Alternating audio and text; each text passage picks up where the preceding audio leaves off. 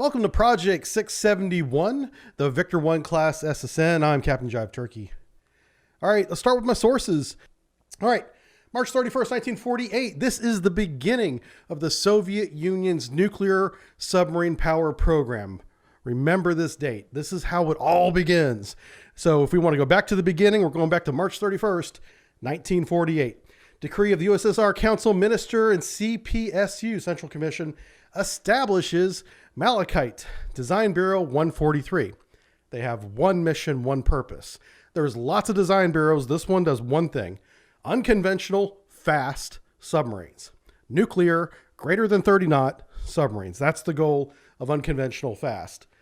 They did develop the first Soviet nuclear submarine, the November. They built 13 of them, and they did it in about 5 years, 1958 to 1962. Building 13 submarines of any variety in 5 years is an achievement. So these guys get stuff done. These are the people that they are going to look to build the next generation nuclear submarine. So in 1958, 10 years after it had been created, they said, all right, it's time to build the next generation nuclear submarine. And they set up 4 projects. They paid for 4 projects, teams of people to come up with new ideas. Project 667 is the oldest engineer of the group. He's 39 years old, and he's kind of the old guard. He's the fallback position. Whatever he comes up with, they know it's going to work, and then they'll go with it.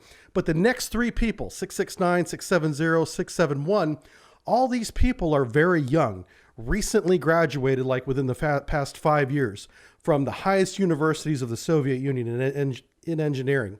And they're looking at new young ideas to see where this next generation will go. And sure enough, this is what they give them. These are the design requirements.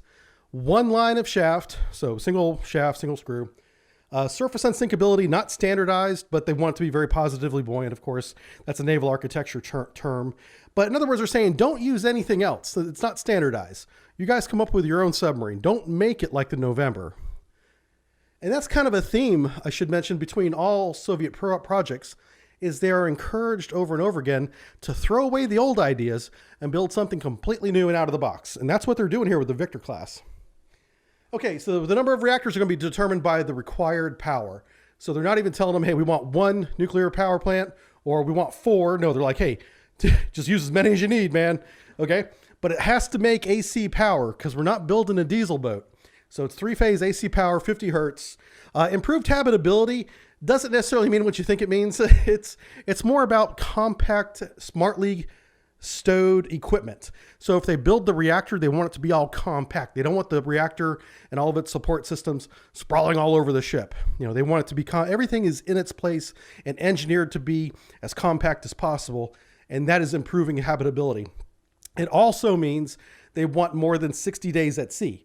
That's kind of the goal. That's the benchmark. They want enough, stores and a low enough crew member to sustain more than 2 months at sea. So that's one of the objectives, including low noise mechanisms, increased reliability. Of course, that's the constant.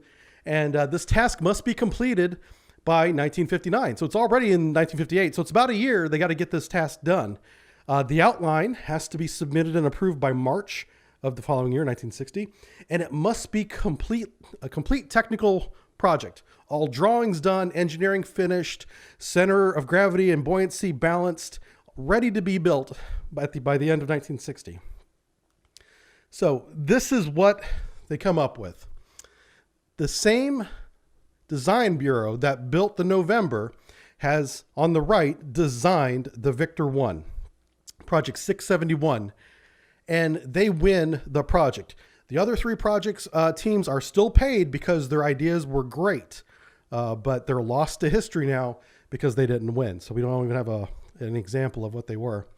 They went with Project 671. This is one of the young engineers. Matter of fact, he's so young that even though he's in charge of the project now because he won the project as team lead, they assign an oversight captain to monitor his progress because he's a young 20-something engineer that's never done this project before of this scale. So he gets a little bit of oversight. So first thing, how do we achieve that fast submarine goal, 30 plus knots? Well, we got to make the submarine small. So this submarine, the Victor 1, is 93 meters long. It's the shortest of the 3 types of Victors. And it's only 10 meters wide, which is about the same as a 688. And to be honest, 10 meters wide is about the same as every other fast attack submarine that came out of this time frame. It's a pretty standard width. Make it light. So I got a lot of different numbers here for the displacement, but according to the people who built it, it is approximately 4,800 tons submerged. Now, if you go to any source you go to, you're going to get a different number. So I'm just going with the number from the Design Bureau that this is what they say it displaces. And looking at the measurements, it's in the ballpark of that. If I were to compare it to a 688, you know, a 688 is what, 110 meters long and displaces 6,800 tons. So obviously it's going to be less than 6,800 tons, but you can't use length alone. Of course, it's the same width. But you know, you can't just look at the length and width dimensions and say, well, it must be this weight, because it's what inside that matters. And anyway, it's a relatively light submarine is my point, and small. Now it has 1 pressurized VM4 twin 72 megawatt reactors. Each one of those is turning 1 steam turbine. Has a total of 4 steam generators, together generating 31,000 horsepower, shaft horsepower, turning that screw. And here's the sacrifice. Because it's so light and the way that it's built, they got to refuel the fuel every 8 years. That's frequent.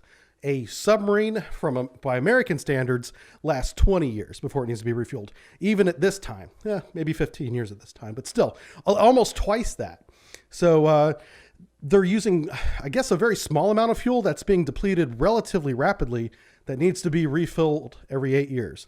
That's going to cost them a lot of time and money, because a refueling of a nuclear submarine is a minimum of 1 year in dry dock. A lot of times that becomes 18 months, a year and a half, not to mention the cost. So there's a time cost and a money cost. Of course, both those together are a manpower cost. Okay, Victor 1 SSN. So this is the total stats. Whenever she goes to sea, she's 10 knots on the surface. Most sources say 11 knots. So 10 to 11 knots on the surface. 32 knots submerged. We've seen that. I can verify that. 209 shaft RPM used to be secret. That is the actual shaft RPM. I remember that from my days in the Navy. We used to have to memorize these, by the way. As sonarmen, we had to memorize things like max shaft RPM for every submarine. It sucked. 7-bladed screw or a tandem 4. That's true. And a 400 meter test depth. I think that's accurate. I mean, obviously that's the public number, but I think that's also the real number, because they do go a little bit deeper than this, but never very much more than that. And the crew is give or take 76 people. That's including officers and crewmen. The crew itself is like 56 or 60, and then there's like 16 officers. So relatively small crew compared to like 688. 688 has like 110 people. So this one's a little bit shorter than a 688 and has a little more than half the 688 crew. And how did they do that? Well, I'll tell you. I'll tell you in just a second. Okay, navigation, communications, and weapon systems. These are all the antennas and periscopes and all that. They have the Cigna navigational periscope. They do have a camera that is upward facing topside where they can see the ice or anything else that's above the submarine. And it's really good for data collection, but it's designed to take a look at the ice before they surface through the ice to make sure that they're not surfacing into a big iceberg. You know, they want to find polinias, which are like lakes in the ice cap. I'm talking about the North Pole here, or at least thin areas of ice, so they can punch through without damaging the top of the submarine. And they have a camera for that, video camera. So PZNS 10 periscope, MRP 10 radio recognition and transponder with the Albatross radar. These are all kind of standard for the time. Nothing really outstanding here. The IVA radio comms antennas, that's a little whip thing. And the Veil direction antenna, that's radar intercept, looks like an egg blender. That's number 2 there. And the Ladaga, that's the fire control system. You can't see that in the picture. That's down in the control room. What the Ladaga does, it's actually the Ladaga 2, but either way, it's the Ladaga suite. It does the fire control solutions. So like speed, range, course of the target based on sonar data or radar data. Could do radar too. That's what puts it together and sends it to the torpedo. That fire control system is what tells the torpedo what direction to drive off into, when to go active, and all that stuff. It's kind of like the brains of the weapon before it leaves the ship. Okay, so this is how they get away with doing all this stuff with only 76 people. You know, if you have a 3-watch rotation, you're roughly 25 to, well, 33 people on watch at any one time. Well, the way they're manning the submarine with that few number of people is with automation. They have a centralized nuclear control system that, you know, can be run by one guy, but they may have more than one watchstander back there for safety reasons, but it's automatic. So they can like dial a speed, and then the reactor will begin to make that much steam for that speed while it's being monitored by a human. But it is automated with human, you know, overrides. And it's all like that. The integrated control system for maneuvering the sub, driving the boat, is automated. It's like autopilot, you know, but you still have a watchstander there watching it, make sure that works. The combat emergency trim and dip the depth, the tourmaline, is something I wish we had, but we didn't at this time. And that is a emergency, you know, switch or action they can take that will dive the boat to a predetermined depth and trim it. And trimming a submarine is very difficult. The fact that they can trim a submarine automatically is very good. So like our modern Seawolf in Virginia has that now, but this is back in the 60s, man. they had this stuff early, so well done to them. Centralized automated control for general ship systems, the tungsten. Oh yeah, that's for monitoring ship systems and whatnot. And then down in the torpedo room, they do have the automatic torpedo loader, which Russians love automatic weapon loaders. They got them in the tanks, they got them on the planes, they got them in the submarines. And on this submarine, the loader is called Cypress. Anyway, so automation, that's how they can man this sub with so few people compared to an American submarine. Americans don't have any of this at the time. None of it. Okay, the Rubin sonar, shark teeth. Originally, they wanted to put the Kirch sonar on it. That's the previous generation of sonar. It's not very good. It was basically a World War II dial-bearing sonar. Well, this one has a screen where they can look 360 degrees. I put an asterisk there because it's 360 degrees minus the baffle region, which is about, you know, a third of the sphere, a third of the plot, 120 degrees. And passive detection estimated to be 30 miles. Well, that's under ideal conditions. And there's a big caveat to that too. The Victor 1, specifically the Victor 1, is one of the noisiest submarines ever produced in submarine history. The only submarine louder than the Victor 1 was the Han, the Chinese Han. So it is literally the second loudest submarine ever recorded in submarine history. So because it's so loud and it has such a sensitive sonar system, it blots out its own ability to hear things passively at long range.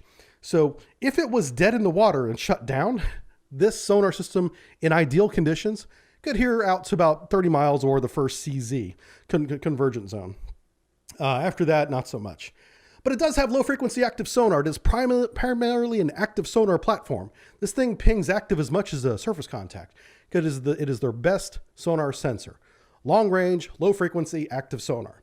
They love active. They use it all the time. Okay, high frequency mine detection active sonar.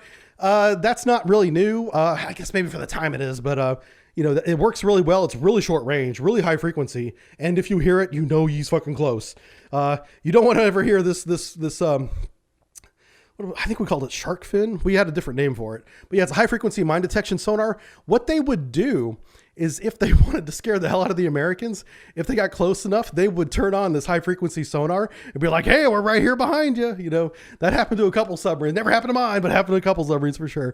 And so, yeah, they can instantly put, with a push of a button, the high frequency mine detection solution into the fire control system and shoot a torpedo on the bearing and course.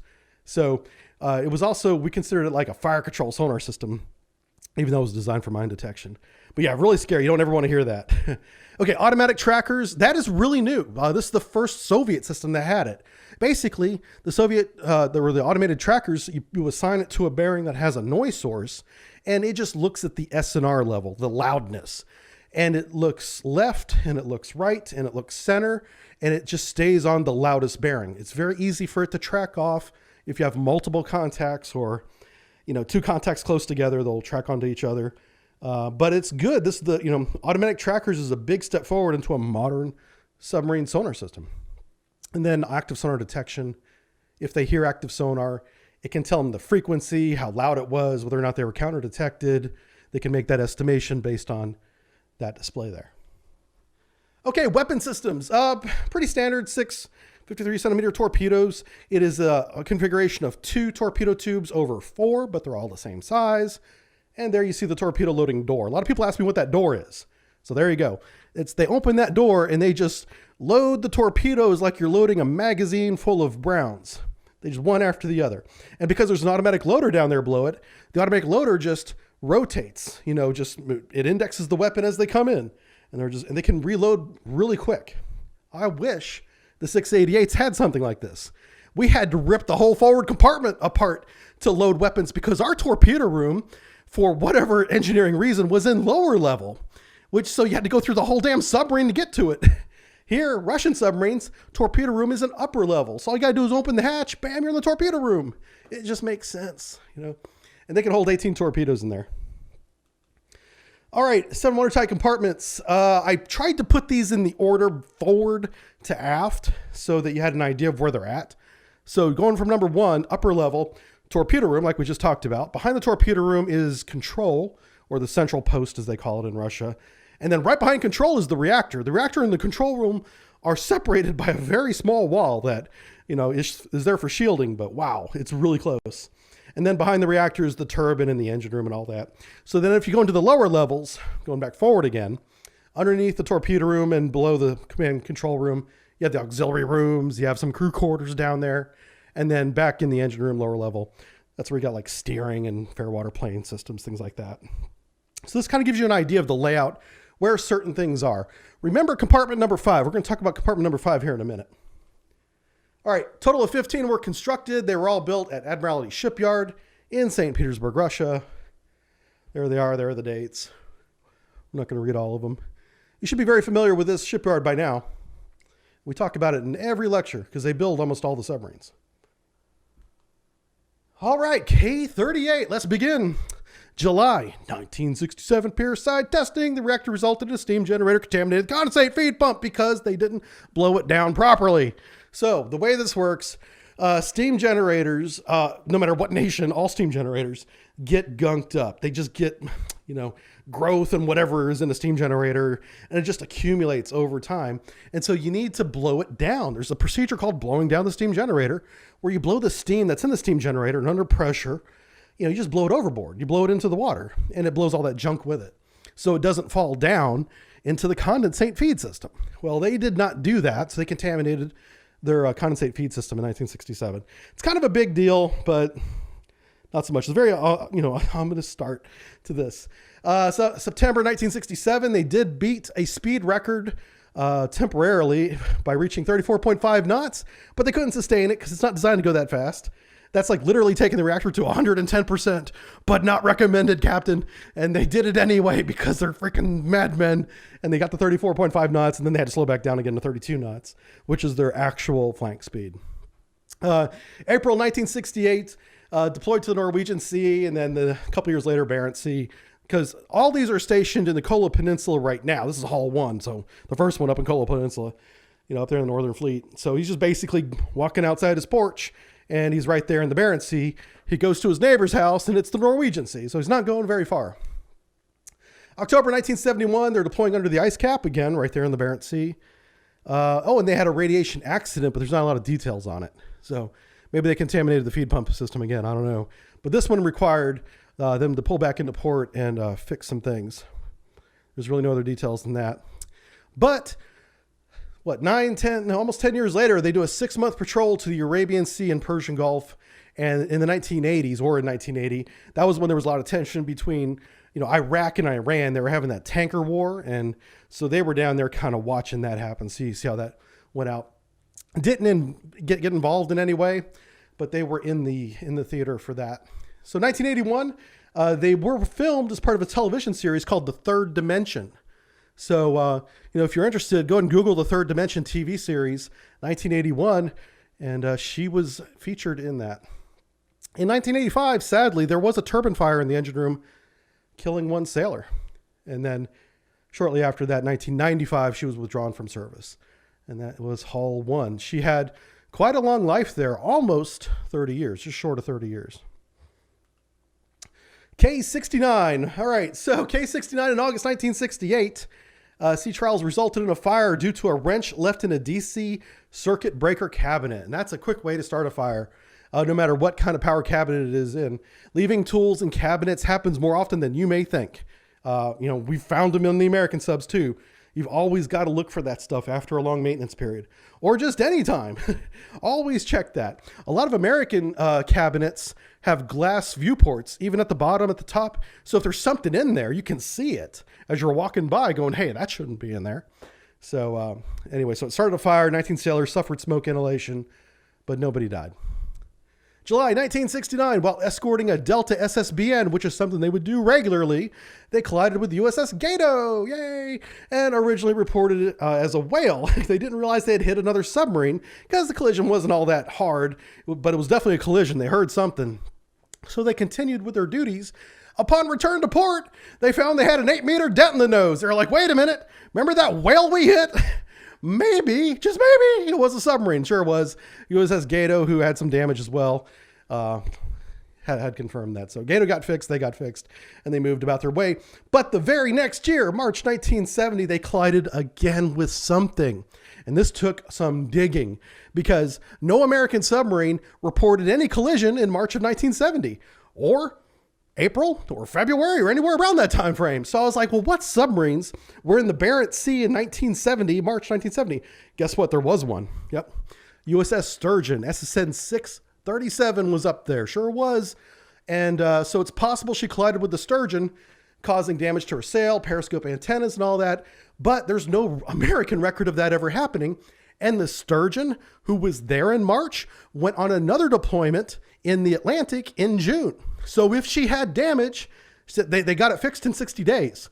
So I'm thinking, she must have hit something, but I don't think it was the Sturgeon. But Russian records says they hit the Sturgeon. So you take it for what it's worth. The Sturgeon was in the area. They certainly could have collided, but if they did, it didn't hurt the Sturgeon at all because the Sturgeon went about its business. All right, 1981, 6-month deployment to Indian Ocean. Harbor accident damaged the retractable device. Yeah. Now you're probably asking, what the hell's a retractable device? Well, on the bottom, they have these little motors that they drop down, and they're secondary propulsion motors. Like if they ever lose the ability to spin the shaft for whatever reason, they can drop these motors down and maneuver them. They often maneuver them in ports to help, position the sub next to the pier safely and all that stuff. So apparently one of the mooring lines or something got wrapped around it and damaged it. And that was really the end of her service. She did a few more operations after that, but was withdrawn from service in 1995. All right, K-147, Hull 3. October 1969, survived a 410-meter deep dive. So they did break the 400-meter test depth. It's not clear if this was intentional, but they never went deeper than that again in the Victor 1. So she holds the deep dive record for the Victor 1 class in 1969. September of the same year, she did a 60-day continuous submerged deployment to the North Atlantic, meeting that requirement that the Victor be able to deploy 60-plus days submerged, continuously. And they did. 1971, a couple years later, completed a 68-day mission to the Mediterranean Sea where she tracked an SSBN for 30 hours. Now, the way she did this was with low-frequency active sonar. She just pinged on her for 30 hours.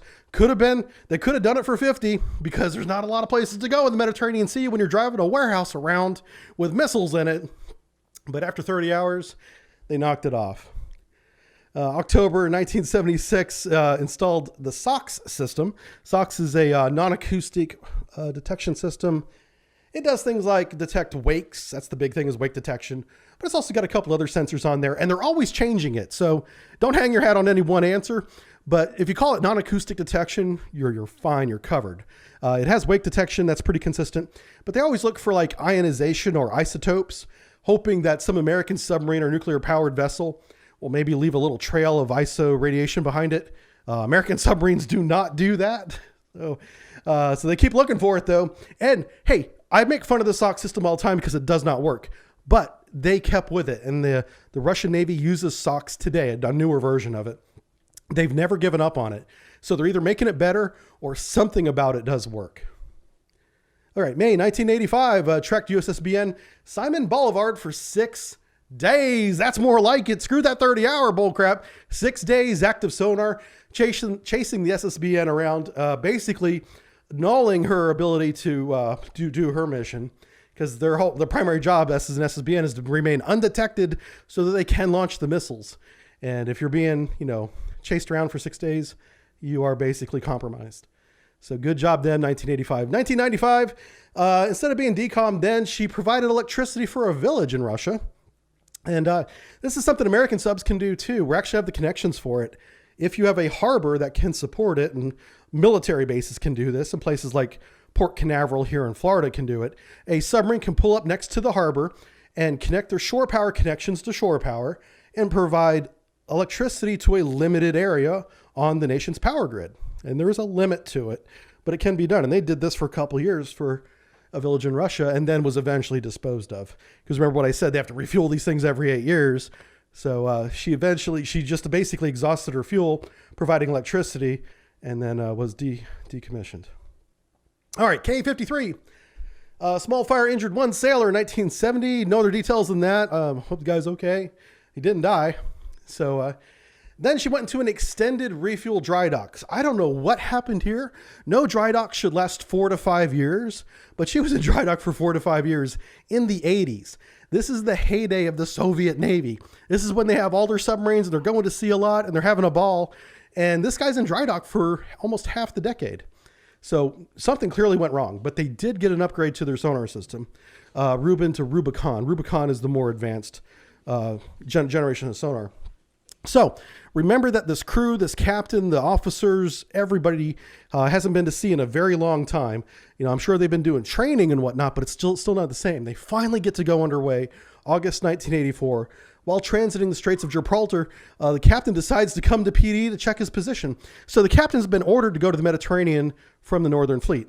He gets outside the Straits of Gibraltar, comes to PD, gets a fix. So he knows where he's at, right? There's lots of traffic going in and out of the Straits of Gibraltar. Surface traffic all over the place. They submerge. They transit the Straits of Gibraltar going east into the Mediterranean Sea. The captain looks at his charts. He's like, we should be clear of the straits now. Let's come up to periscope depth again and verify our position.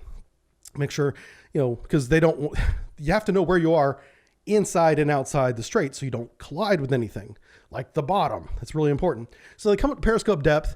They do a safety search like they train to do. There's lots of ships, but none of the ships are coming right at them. So they've got a safe spot.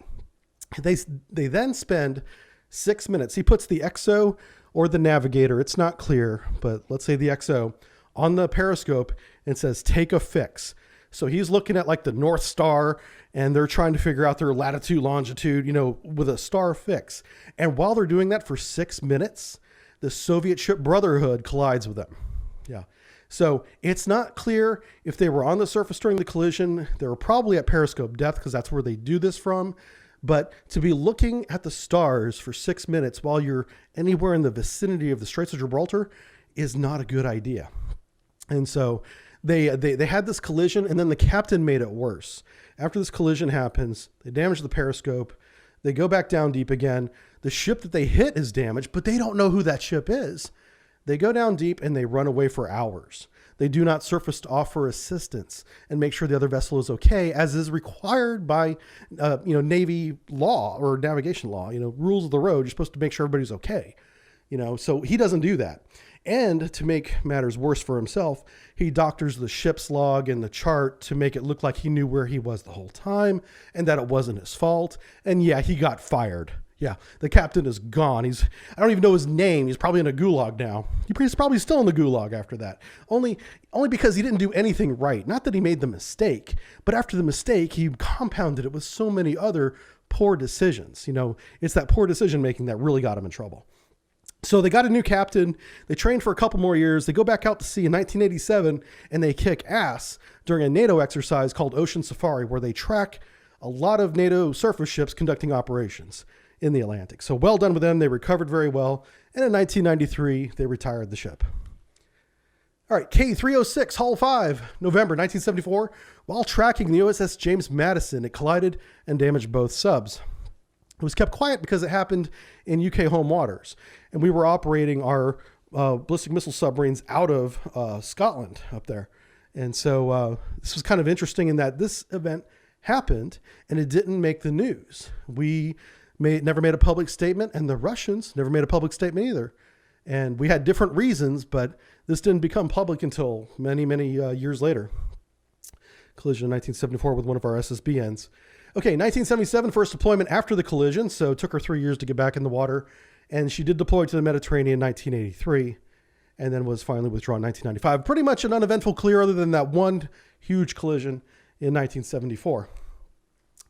K-323 Hull 6, February 1970.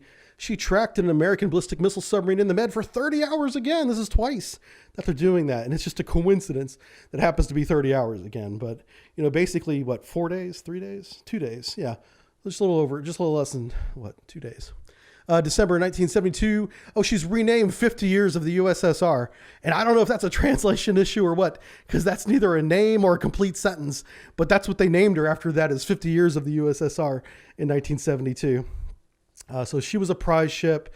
You know, she went to all the parades. Everyone loved her. She was kind of the jewel of the Northern Fleet. And then July 1975, she bent the periscope surfacing through the ice. So how quickly you can go from being the 50 years of the USSR to embarrassing yourself in an incident just north of your home base. July 1981, microcracks formed in the 6th compartment. Remember that chart I showed you with all the different compartments? Well, the 6th compartment had some cracks. They limited her dive depth to 300 feet after those were found. She was eventually repaired and modernized, so those cracks were fixed. And that's much harder to fix than it sounds. It's easy to say, yeah, they just fixed some cracks. No, because it's in the hull, they have to do special welds and patches and whatnot. It takes some time, and it's really difficult and expensive. And then in June 1993, they finally withdrew her from service. All right, K-370 Hull 7, 1971, she deployed to North Atlantic without incident. In 1975, she observed NATO exercises in the Atlantic. Again, good job her. She's doing her job. She's not having reactor incidents. She's not having collisions. She continued that throughout the 80s. Oh no, this is the one that we don't know about. She disappeared in the 1980s. We don't know what she did. She was in port a lot. We know that because we have satellite photos of that. But why would this submarine stay in port for 10 years? The answer is they don't. They don't stay in port for 10 years. So we don't know what she did in the 80s, which means she probably did something awesome. And to this day, NATO never figured it out. So I know a lot of people that are watching this right now may know what she did. If you do, leave it in the comments, because I would love to know more about K-370 Hull 7. Lucky number 7, we have no record of, you know, in the 1980s. In 1993, she was finally sent to Fleet Reserve, as they did so many in that early 90s time period. Again, that's post-Soviet Union collapse, and they got rid of a lot of these older submarines, and she didn't return from that. But yeah, K-370, what did she do in the 80s? Still don't know. Okay, K-438 Hull 8. October 1972 tested the new MGK 300 under ice sonar. So there's a new under ice sonar, kind of like the mine detection sonar. It's a high frequency sonar, but it's part of the mainframe sonar system, MGK 300. And we watched her do that in the Greenland Sea. It kind of blew some minds. We're like, what is this Victor doing looking for mines in the Greenland Sea? We thought maybe they were just practicing. It's actually, they were measuring ice keels from like icebergs and pack ice and whatnot. So they can measure the thickness of ice now with this sonar system. They could do it before with a camera too. So they got that camera and they got this under ice sonar as well.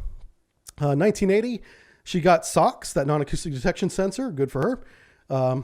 Hope it worked out for her. We don't know. I don't think it did. April 1982, she played a role in the U.S. sub movie Case in Square 3680. So this is the second Victor 1 that's on the big screen, you know, but she's playing a United States submarine in the movie. So obviously it's not accurate at all, but there you go. You guys can Google Case in Square 3680 and see what that's all about. She conducted 8 uneventful deployments during her service life, which is pretty standard for, you know, the life of the submarine in that area. And she did more than just that, but those are the big overseas 3 months, 6 months, Indian Ocean, you know, long-term deployments. And in between those 8, she's doing local ops as well. But in 1994, she's finally moved into Fleet Reserve and does not return. Hull 9. Oh, Hull 9. 1973, she deployed to the Mediterranean Sea for 3 months. And I wish the story ended there because that would be great for her. But no. 1975, she did observe the NATO exercises. So she's the second submarine watching the second Victor 1 watching that same exercise. And then in 1985, she has a reactor control system accident. There's no details, but she never deployed again after 1985. It broke the reactor so bad that she spent most of her time in dry dock, much less pier side, after this 1985 incident. So she had a really promising start to her career in the early 70s. And then in 1985, it all went downhill. And it was so bad that they didn't even talk about it. Like, we don't even know. I don't know. I can't tell you what happened. 1994, we moved the Fleet Reserve, did not return. She essentially went into Fleet Reserve in 1985 is my point. All right, K-314, Hull 10, April 1980, after sweeping the tactical area near Kamchatka Peninsula. This is over in the Pacific now, okay? Right off the coast of, not right off the coast, but near the coast of Alaska is this peninsula that comes down from Russia. That's the Kamchatka Peninsula. So that's where we're talking about now. So before an exercise near the Kamchatka Peninsula, she's sweeping the area with her active sonar. Lo and behold, she comes across the United States submarine that was there because they tend to do their operations on a regular basis. Like in the Barents Sea, it's always in March and April. So we just get there in February and wait. Well, we did that to them in the Kamchatka Sea and they freaking found us. It sucked. They chased us away with active sonar in 1980. March 1982, they collided with the USS Kitty Hawk off the coast of Korea. And this is really, really dumb because there was a huge exercise going on between Japan, United States, and South Korea. Lots of ships there.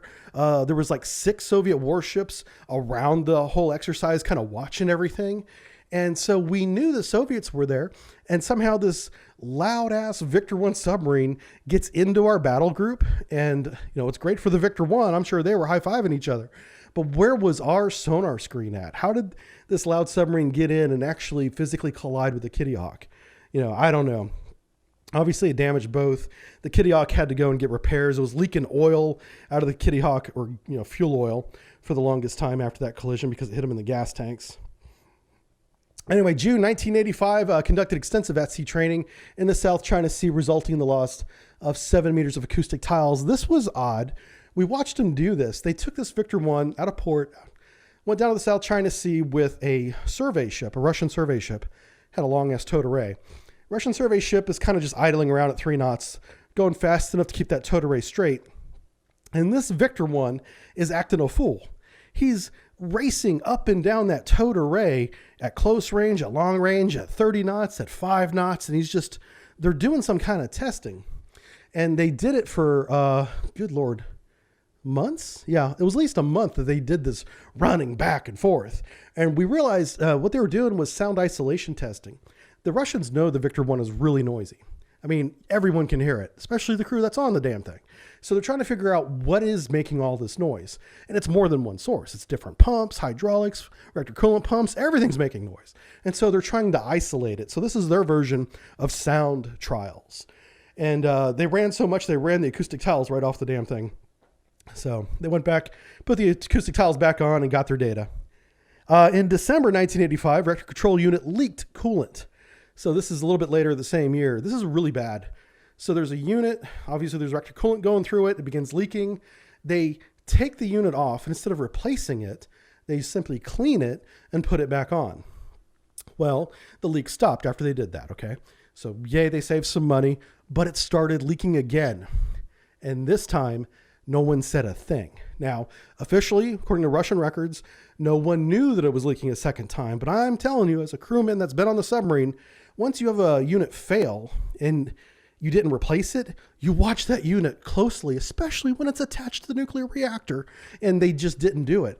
So I think somebody on that submarine knew that this leak was continuing, and they're losing primary coolant. Imagine losing all the coolant out of your engine. Well, they're losing the coolant out of the reactor. And they lost so much that on their next underway, some of the fuel rods were exposed to air because there wasn't enough coolant in the reactor to keep the fuel covered with fluid. And so, of course, that caused the energy to spike, and they almost melted the damn thing and shut everything down, and it never recovered. From 1985, they never recovered from that. They never made another overseas deployment. They spent the rest of the time trying to clean up that mess. I think by exposing the fuel, they damaged the reactor so much, they couldn't safely use it again. That's my opinion. I have nothing to back that up. That's what I think happened. And then they finally decommed her in 1989. This is one of the earliest decoms we're seeing right here. All right, let's move on from that. K-398, September 1973, while on patrol in the Mediterranean Sea, received report of the Arab-Israeli War. Remember the Six-Day War kicking off in 1973? Well, participants in that Six-Day War were, among other nations, Israel, that was friends with America, and Egypt, who was friends with Russia.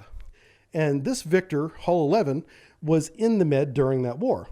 So they get the message to go to Readiness 1, which is, think of it like battle stations, but battle stations forever. That's like the highest readiness, getting ready to go to war. So they're on a wartime footing. They're going towards Israel, towards the Egyptian coast, kind of in that area.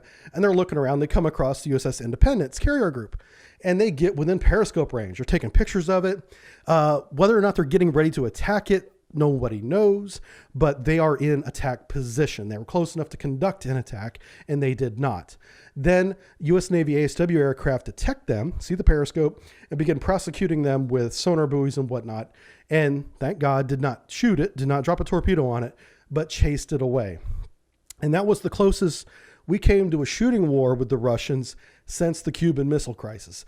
This is an incident that nobody talks about, didn't get any press, but during the Arab-Israeli War in 1973, we almost had a Victor and an American carrier go at each other, carrier group, other ships there too. And that would have been a disaster. Okay, 1980, returning to port with a collision, topside damage, no details. Yeah, we have a picture of topside damage on this hull, and we don't know what happened. 1980, didn't hit an American boat. Might have hit an ice keel, who knows? Conducted 12 oversea patrols during her lifetime. That's including the one in September 1973. So a pretty good career, pretty successful. Definitely had a collision and almost started a war. We got rid of her. She decommed in 1995. All right, K-454, November 1974.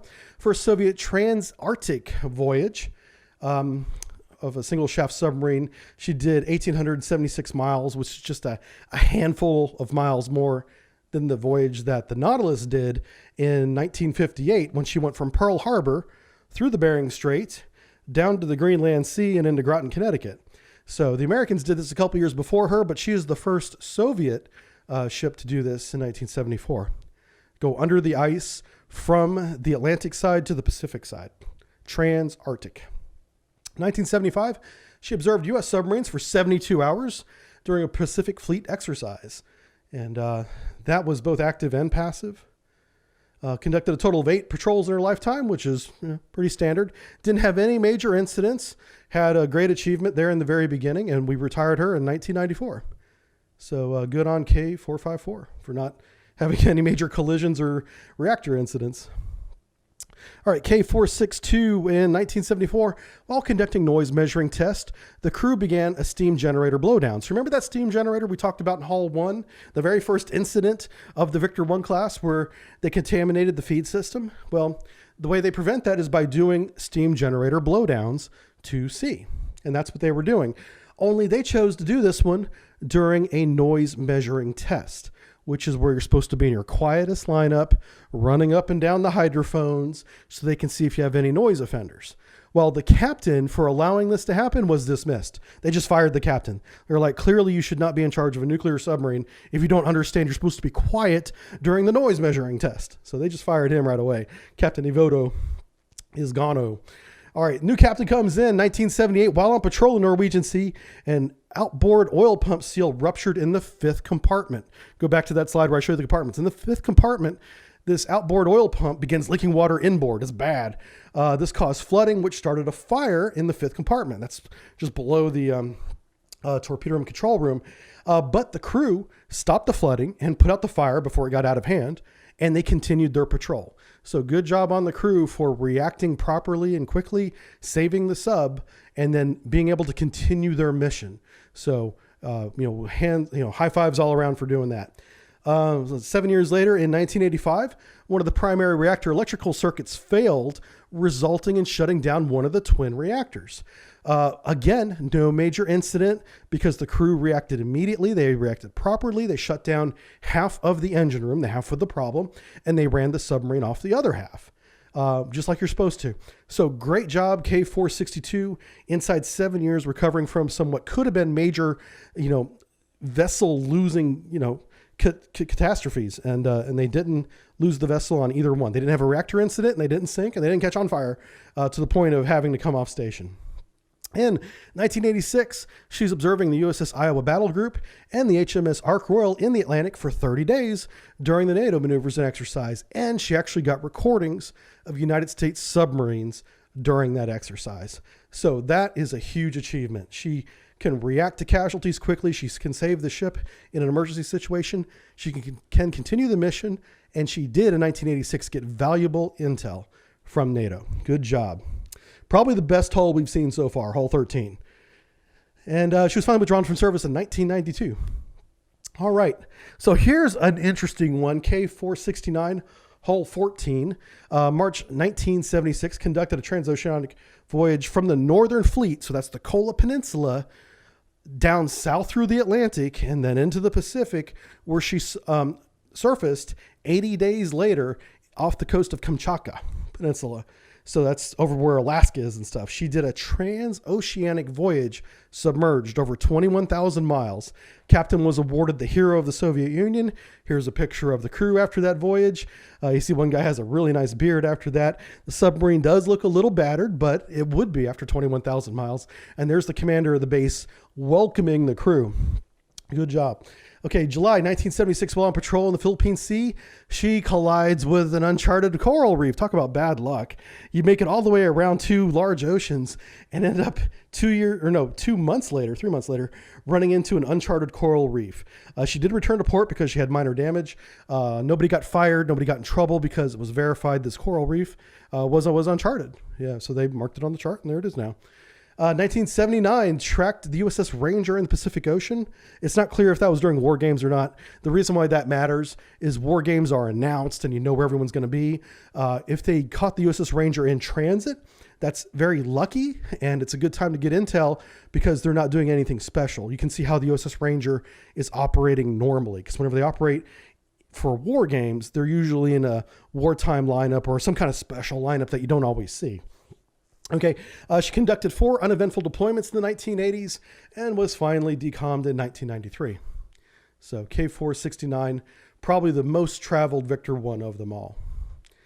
And finally, Hull 15, the last one, K-481, 1986, conducted surveillance of the NATO exercise in North Atlantic for 30 days, observed the USS Iowa. So this is the third one we saw observing the Iowa battle group during US NATO exercises.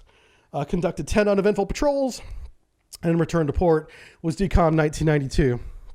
Probably the most boring of all the hulls, but that means that she's successful because she didn't have any major incidents, didn't do anything too bad, didn't have any casualties, and conducted herself professionally. So congratulations, K-481, for just being a well-operated submarine and crew. All right. Sadly, today, all the Victor 1s are dismantled. There isn't a single one left. They're not in a museum. They're not anywhere. They were literally taken apart and recycled. So I don't have any more pictures for you to see where they are today. Sadly, these are lost to history, and we try to keep them alive and their memory alive through lectures like this. My opinion overall is that the Victor 1 leaves behind a distinguished service. She operated in all oceans, from the Indian Ocean to the Pacific, even the Antarctic, whenever she went through to go around to Kamchatka in that transoceanic voyage. So she was literally everywhere. She was involved in both Soviet and NATO naval exercises for decades. So well done. She had her problems. She was a very noisy submarine, for one, so she wasn't very stealthy, but she was fast and she could do her job. She had reactor incidents and she had collisions. We joked in the American Navy that she had the Helen Keller sonar because the only way she could find another submarine was to run into it. And that's kind of unfair, but a little bit accurate as well. All that aside, she did accomplish many great things over these decades. So my hat's off to her. Well done. Welcome to the Victor 2 SSN Project 671 RT subbrief. I'm Captain Jive Turkey. Thank you guys for supporting me here on Patreon, and let's get started. First, I want to address the word Siogmaga. I am told that that is an Atlantic fish. So this project is named after a fish, apparently. Thought you might find that interesting. All right, let's go over the sources. All right, so Victor 2, this project only had 7. They had planned on building as many as they possibly could. There wasn't even a top end on it, but they only got to 7, and we'll get to why later on. But 7 were built between 1971 and 1978 in 2 different shipyards. So we're finally getting to the, the production maximum or the production limit of the shipyard they had been using up till now, which is the St. Petersburg, Russia Admiralty shipyard. That shipyard is very busy, always pumping out submarines of new classes all the time, but they need so many submarines that they brought on board another submarine shipyard that builds ships and submarines. It does both, including scientific research subs. It's not just military subs. And that's the Krasnoye Sormovo shipyard. That's in Gorky. Gorky is the Soviet name of the city. I think it's Novograd is the current name of the city, but I've pinned it there on the map to see.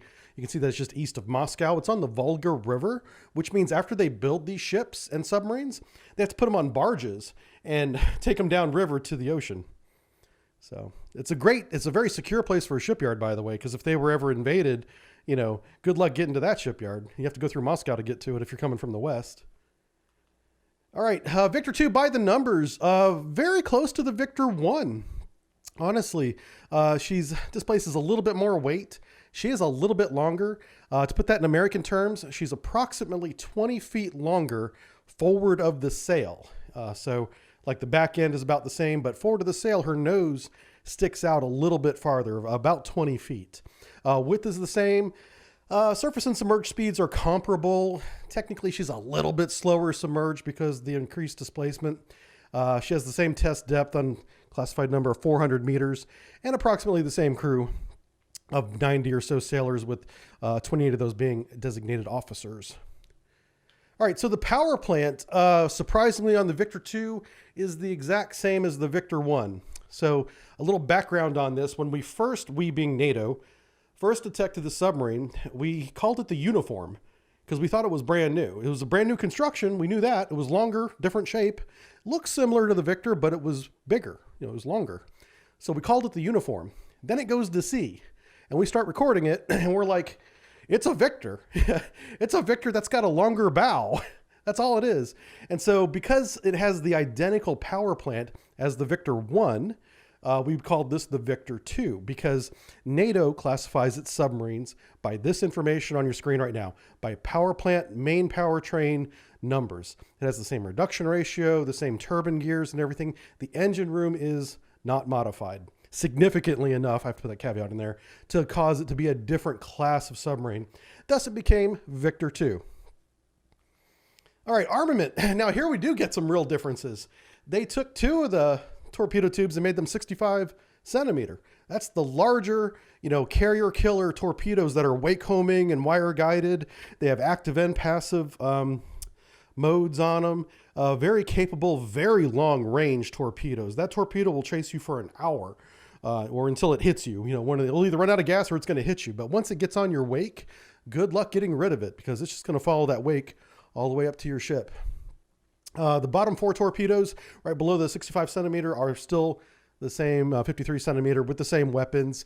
The torpedo room is a little bit bigger, and so that probably is part of the reason why the forward section's a little bit longer, because they had to make room for these new 65 centimeter torpedoes, of which they have 6 racks internally. So those had to go somewhere, and so that's probably why the bow is a little bit longer in the Victor 2 than it is in the Victor 1. She can also shoot the mobile decoys that we knew about, and she is mine warfare capable. Now, the reason why it says either 36 mines or 18 mines, for those of you that are new, mines come in 2 different sizes, even the American mines. You have a full-length mine that's the same length as a normal torpedo is long. So it's a 1-to-1 ratio, whether the torpedo stow is holding a mine or a torpedo. And you have a short mine, which is half the length, a little bit less actually, than half the length of a torpedo. Then you can get twice as many mines on the stows with those. But you make some sacrifices in terms of, warhead size, and if there's any mobility involved, you may lose that. So, but you can have up to 36 of the smaller mines or 18 of the bigger mines. That's all you need to take out of that. mine warfare capable. All right, the modernizations. What is the Victor 2 versus the Victor 1? Well, she has the upgraded MGK 400 Rubicon sonar. So that's the latest and greatest right there. Every one of the Victor 2s are getting these. So it's upgraded from the Rubin that the Victor 1 had. And if you remember, a couple of the Victor 1s even got the upgrade as well, if you remember the last lecture. The MRK Cascade is the upgrade from the old Albatross radar, or suite, actually. It's more than just one thing. The hull was extended 20 feet as mentioned, and sound silencing rafts mounted on turbine equipment. So that's a little bit of a modification back in the engine room. It didn't mechanically alter the signature, but they put rafts under a lot of the machinery back there and forward too. And this is a great opportunity for me to talk about rafting. I completely misdescribed what rafting was about a year ago in one of the first subbriefs I'd ever done. And I've been catching hell for that ever since. So let me correct the record now and describe rafting properly, because I did mess this up last year. And this is a great chance for me to do this. Rafting is a sound isolation mount that equipment is mounted on.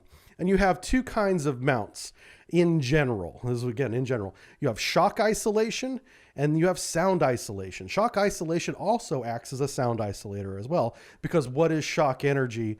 It's the same energy that sound is when it gets to the water.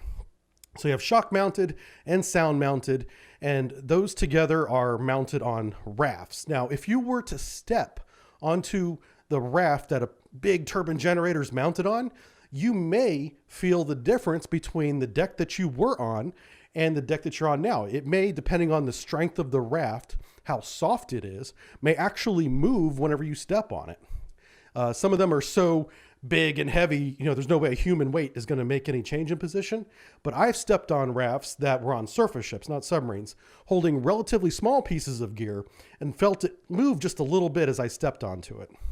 So the rafting is like a floating deck. It's a deck that is sound isolated with huge and sometimes small rubber mounts. And it has a little give to it. And that softness, that give, absorbs sound. So that is raft mounting.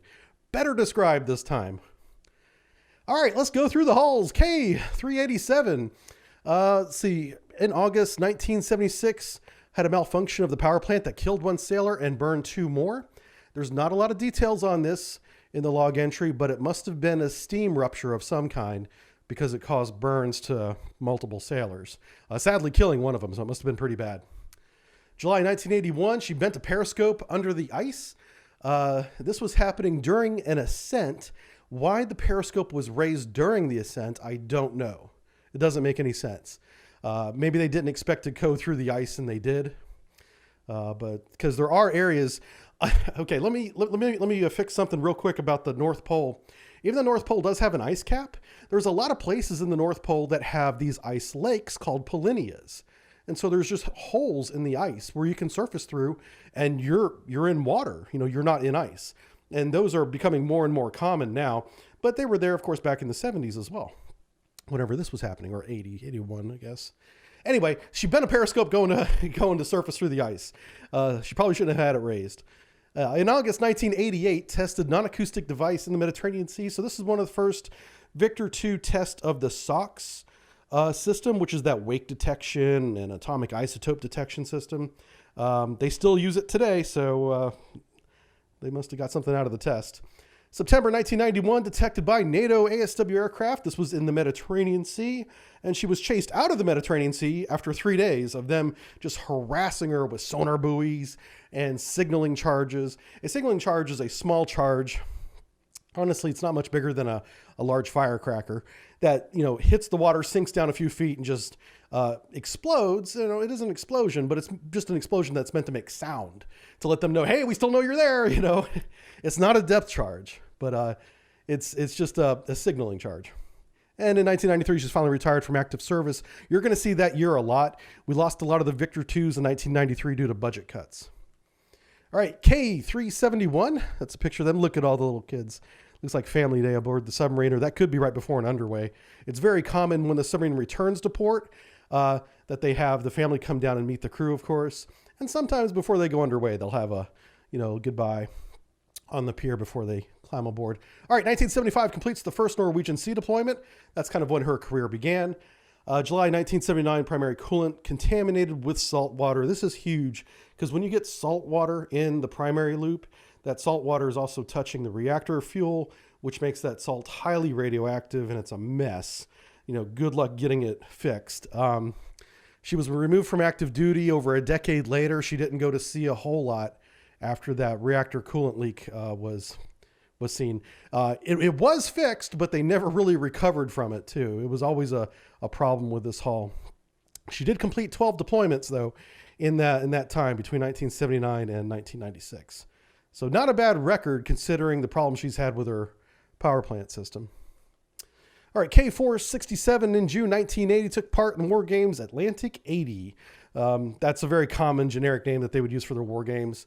The Northern Fleet does war games every single year. It's usually in the Barents Sea, but sometimes it's Norwegian Sea. And in this case, it's the Atlantic. If they all go down to the Atlantic, they're all going down as one huge fleet and just having some fun down there. In 1982, she tested the rocket torpedo in the Barents Sea. And so that got everyone's attention. We're like, whoa, this new Victor can shoot the rocket torpedo. And that's a scary weapon, man, because it has a really big warhead and it's nuclear capable. So even if it has a conventional warhead, it's a bad time. But whenever that thing reaches the end of its run, which I think is like 90 seconds, it's really fast, it could explode in a mushroom cloud and it kills everybody. So that is not something anybody wants to hear, but we definitely heard it in 1982. 1986, she was removed from active service after 9 deployments. So a really good history for this submarine. I mean, she took part in war games, she did weapons testing, and didn't have any major incidents, whether positive or negative. So K-467.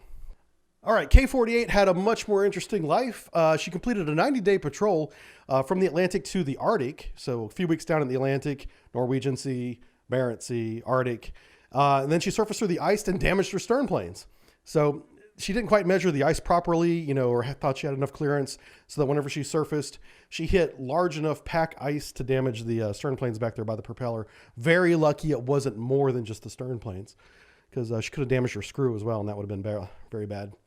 Okay, December 1979, Soviet media shows this sub going to sea, getting ready. The crew's bringing on summer whites. They make a big deal about the summer white uniform, and it's broadcast on the news because this submarine's going to spend some time in Cuba, everybody. And it's made a big public event. But we Americans know better than this, that they don't just broadcast their destination on their media unless it's misinformation. And sure enough, it is. Satellite pictures confirm she never pulls into Cuba. She spends her entire patrol, which is about 90 days again, to her credit, really long patrol, off the coast of America, going up and down between Charleston, Jacksonville, Florida, Kings Bay's not there yet, but Jacksonville, Florida, and Norfolk. So she's just collecting intelligence, basically. This is kind of a nod to Tom Clancy's Hunt for Red October, where the captain in the storyline tells his crew that they're going to Cuba, but in reality, they're just going to sit off the coast of America and listen to their rock and roll before they go down to Cuba. It's kind of a nod to that. Or I believe Tom Clancy's novel was a nod to this event. Okay, and you're going to see this again, by the way. This is a common tactic that they use. They use this more than once for more than one submarine. All right, November 1980 follows the United States carrier group in the Indian Ocean. That's kind of a faux pas on our part for letting them do that, I suppose. The 7-month deployment in the Indian Ocean, 1981, the following year, is extended due to a conflict. There was a border war between Angola and South Africa. And this border war had been going on forever, for decades. And it was really getting heated up. Like, people were actually, getting killed. And Russia decided to ferry some Cuban expeditionary forces, ground forces, to Angola in support of Angola. And this submarine was a part of that deployment for that time. And then peace talks took place right after that, or soon after that, because South Africa realized that they were going to be fighting a country that was going to be supported militarily by Russia. And that's not a conflict you want to get into if you're South Africa. Okay. May 1987, seawater is found leaking through cracks in the hull. This is huge. And the reason for this is, they later come to find out, is because they operated so many months in the Mediterranean and Indian Oceans.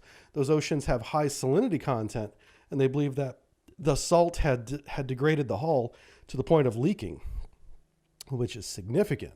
So they do get that repaired in 1988, but she never returns to sea, and the repairs were never finished due to budget cuts. Because 1988 to 1992, that's really where the collapse of the Soviet Union happened. You know, it wasn't overnight like you may think. The collapse of the Soviet Union was like a spiral that just never stopped to spiral down economically. And so they never had the money to finish those repairs. So this is one of the earliest retirements we see of a Victor II, 1988. Okay, K-495, 1977, she tests a rocket torpedo in the Barents Sea. Operation Flurry is what they call the operation there. Many other weapons are tested at the time, but again, the rocket torpedo gets everyone's attention because that is a nuclear-capable weapon. And it's really cool, too. It's a rocket torpedo. Okay, October 1977, recorded unknown submarine near Gibraltar. They claim they recorded one of our SSBNs because our BNs would go to the Mediterranean Sea at that time for their patrols. That was the limitation of the ballistic missile right there. They couldn't hit all the targets that they wanted to hit from the North Atlantic. So, but if they were in the Med, the SSBNs, they could hit more targets in Russia. So they would often deploy into the Mediterranean Sea. They claim they caught one coming in or going out. It's unconfirmed. Completes 7 uneventful deployments, receives an excellent rating from the Admiralty. That is a really high award for the crew and the ship, saying that they've, you know, they're flawless in their operation. And if you look at it, there's no major negative events in their career. And she is finally removed from service in 1993 because of the economic collapse of Russia. All right, K-513, 1977, conducted Mediterranean Sea Patrol. No real events in that one, just a normal at-sea patrol.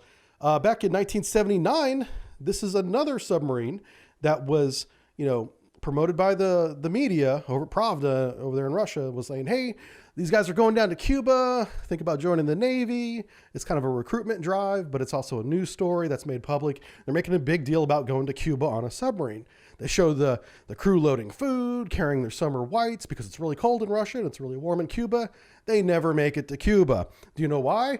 Because they're off the coast of Florida, South Carolina, and Virginia, monitoring the United States Navy ship movements. So again, they pull that trick again where they're trying to be very public about where they're going, when in reality, they're collecting information on us, and they never go to Cuba. But the Russian people don't know that. The Russian people are like, wow, you join the Navy, you join submarines, you get to go to Cuba for free. It's great. Well, it's not. All right, the 20th of December, 1979, does not respond to scheduled radio communications. So their radio communications are a little bit different than ours. I'm not going to go into ours, but they have scheduled events where they will transmit. And so they're supposed to transmit on the 20th of December, their location and what they found and all that stuff, because they'd been off the coast of, you know, South Carolina forever. And they don't transmit their report. And they're like, you know, this is not good. The Admiralty over in Moscow begins to freak out. They've lost another submarine from communications. You know, is it sunk? We don't know. 2 days later, on the 30th, they finally get radio contact with hydrophonic ship Slager. It's a sound, you know, it's a long range sound towed array ship. And the reason for the miscommunication, according to the submarine, was radio interference that prevented them from transmitting. Now, that is really vague, but one possibility is American radio jamming. Now, radio jamming technically is an act of war. Probably didn't happen. It could have just been an equipment failure, but even if it was an equipment failure, they have a suite of communications equipments. So they would all have had to fail. So we really don't know what it was, but it is logged in, you know, from the Russian source as radio interference. It could have been sunspots, you know, who knows? But they couldn't transmit for 2 days. And it really caused a big problem because Russia thought they had lost another submarine. Thankfully, they didn't. All right, in 1985, during dry dock, a sailor was killed in a hazing incident. He was literally beat to death. During the investigation of this hazing, it was found that there was some falsified repair documents that may or may not have been linked to the hazing at all. But because of the death of a sailor due to hazing and some falsified paperwork found in the inspection, the captain was relieved of duty and actually just transferred to a different command. So he wasn't disciplined. He wasn't sent to Siberia. He was just taken off the submarine and sent to a shore facility. But sad that the sailor died in the event. May 1986, counter detection, a NATO submarine in the Arctic region. tracked it for 3 hours. So they claim to have tracked the NATO submarine for 3 hours. They're very vague in their description. It could have been, you know, one of the Royal Navy submarines. It could have been an American submarine. We really don't know. It also could have been a whale. They could have misclassified it, but they claim to have tracked something for 3 hours. And in 1993, she was removed from service. All right, K-517. So October 1980, tracked an aircraft carrier in the Indian Ocean. Notice how these Victors, whether it's Victor 1, Victor 2, they do a lot of operations in the Indian Ocean.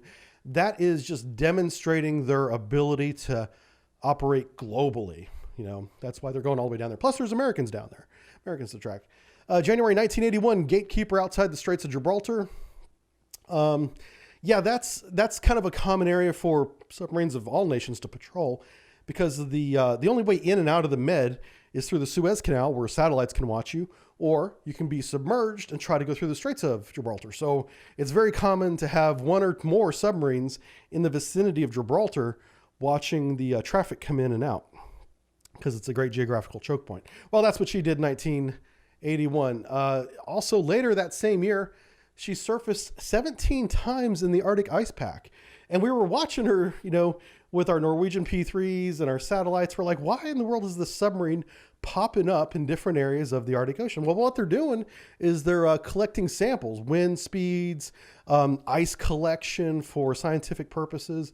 And so they're just, you know, seeing what's going on up in the Arctic, because a lot of it is, you know, unmapped and unknown at this time. And the way that they find out is through submarine exploration like this. So good job on them collecting a lot of scientific data. Of course, they didn't share any of that with us. You know, they kept that for themselves. So we had to do our own. But they have a long history of working in the Arctic. See, she's transferred to the Pacific Fleet after conducting the ice transfer. So that is during the same patrol. She's going from Northern Fleet to Pacific Fleet, but along the way, she's surfacing 17 times. Next year, 1982, she goes back to the Mediterranean. So she's like going all the way around the world over the course of 2 years, from Northern Fleet to, you know, over the Pacific Fleet, and then around through the Indian Ocean into the Mediterranean Fleet. She does conduct data collection again in 1987 under the ice. So she's done the complete circle now. She does war games in 1991, and I have firsthand experience of those war games. This is a lot went on in these war games in 1991. They had moved out a lot of ships for the first time in a long time. God, I want to say in the vicinity of like 15 or 20 ships, warships from it. Grecias, Utilois, the Karas, the Crestas. The Kirov was supposed to come out, but she didn't. I think she was broke down or something. And then a lot of submarines as well. And we're up there collecting all this data from our total array, our sphere array. We're like, this is amazing. It's a sonar smorgasbord in 1991 Barents Sea. Absolutely loved it. It was my first real mission where we collected data, and I was the most junior sonarman on board. So I was like the log keeper. But the cool thing about being the log keeper is I was writing down everything that was happening. So I had the big picture as everybody made their reports from their individual stations. It was like the sonar supervisor, the captain, our acoustic intelligence writers, and the log keeper. I was one of maybe 5 people that knew everything that was going on at the same time. And it was just a great position to be in. Very junior, watching real live fire missile tests, torpedo tests. This is the event where we were between an Akula and a Victor. And I guess it was a Victor too, but it might not have been this particular one. And we're tracking the Akula because that's the newer one. But we're keeping the Victor, that's to the west of us rather, out of our baffles, because we don't want it in our baffles. We want to know where she's at. So we're watching this Akula 8,000 to 9,000 yards off to our east, and this, you know, much more louder Victor down to our southwest. And we're kind of up to the north, a little bit out of the way. And, but I mean, we're still within, you know, 10 miles of each other. I mean, the whole circle's not that big, and they don't know that we're there. And so the Akula, as part of the test, part of the training, fires a test weapon.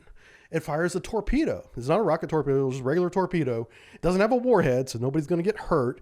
But it was so exciting. It was like, oh my God, that's a real torpedo. I have to log the torpedo like every 15 seconds. So I'm logging it just as fast as I could possibly write in the logbooks. That torpedo goes from being in front of us on the sonar sphere, flying down our starboard side because we're headed east, down the towed array towards the Victor. in a training shot, and then it turns on its active sonar. And to this day, I am convinced that if that torpedo had turned on its active sonar just 60 seconds earlier, its active sonar would have seen us because it was right in front of us. But it went screaming down our starboard side, past our torpedo, and then enabled the sonar system with an active ping. And we're like all, breathing a big sigh of relief. Of course, everybody's acting professional, not saying a damn thing. But I know from my experience that everybody else was freaking out too, because we almost had a torpedo. That would have been hard to explain how, Comrade Akula got a torpedo lock on a submarine that they didn't even know it was there a minute ago. I don't know how we would have got out of that one, but thankfully that didn't happen. That torpedo went right by us and kept on going. And we were never in any danger because there was no warhead on it. So it's not a big deal, but it was really, really exciting. And I believe it was moments like that early in my career that convinced me. I was like, this is my job. I love this. I didn't want to do anything else after that. All right, where were we? Mediterranean, the Barents Sea War Games. Yeah, and then she's dry docked a few years later and never returned to service, obviously, because of the collapse of the Soviet Union. All right, K-505, the very last of the Victor IIs that was suddenly halted mid-production. It was never finished. It never went to sea.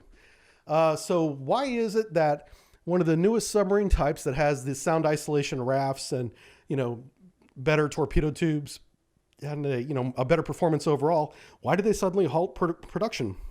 Well, the answer we did not know. U.S. Navy didn't know until 1985, 86.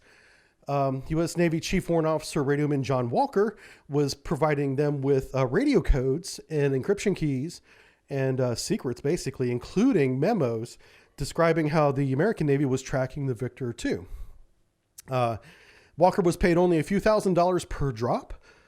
He would drop these documents, in a satchel or a bag or whatever, in a very remote part of, Washington, D.C. area, and for the Russian embassy to come and pick up. And in exchange, they would leave him a few $1,000s in a bag.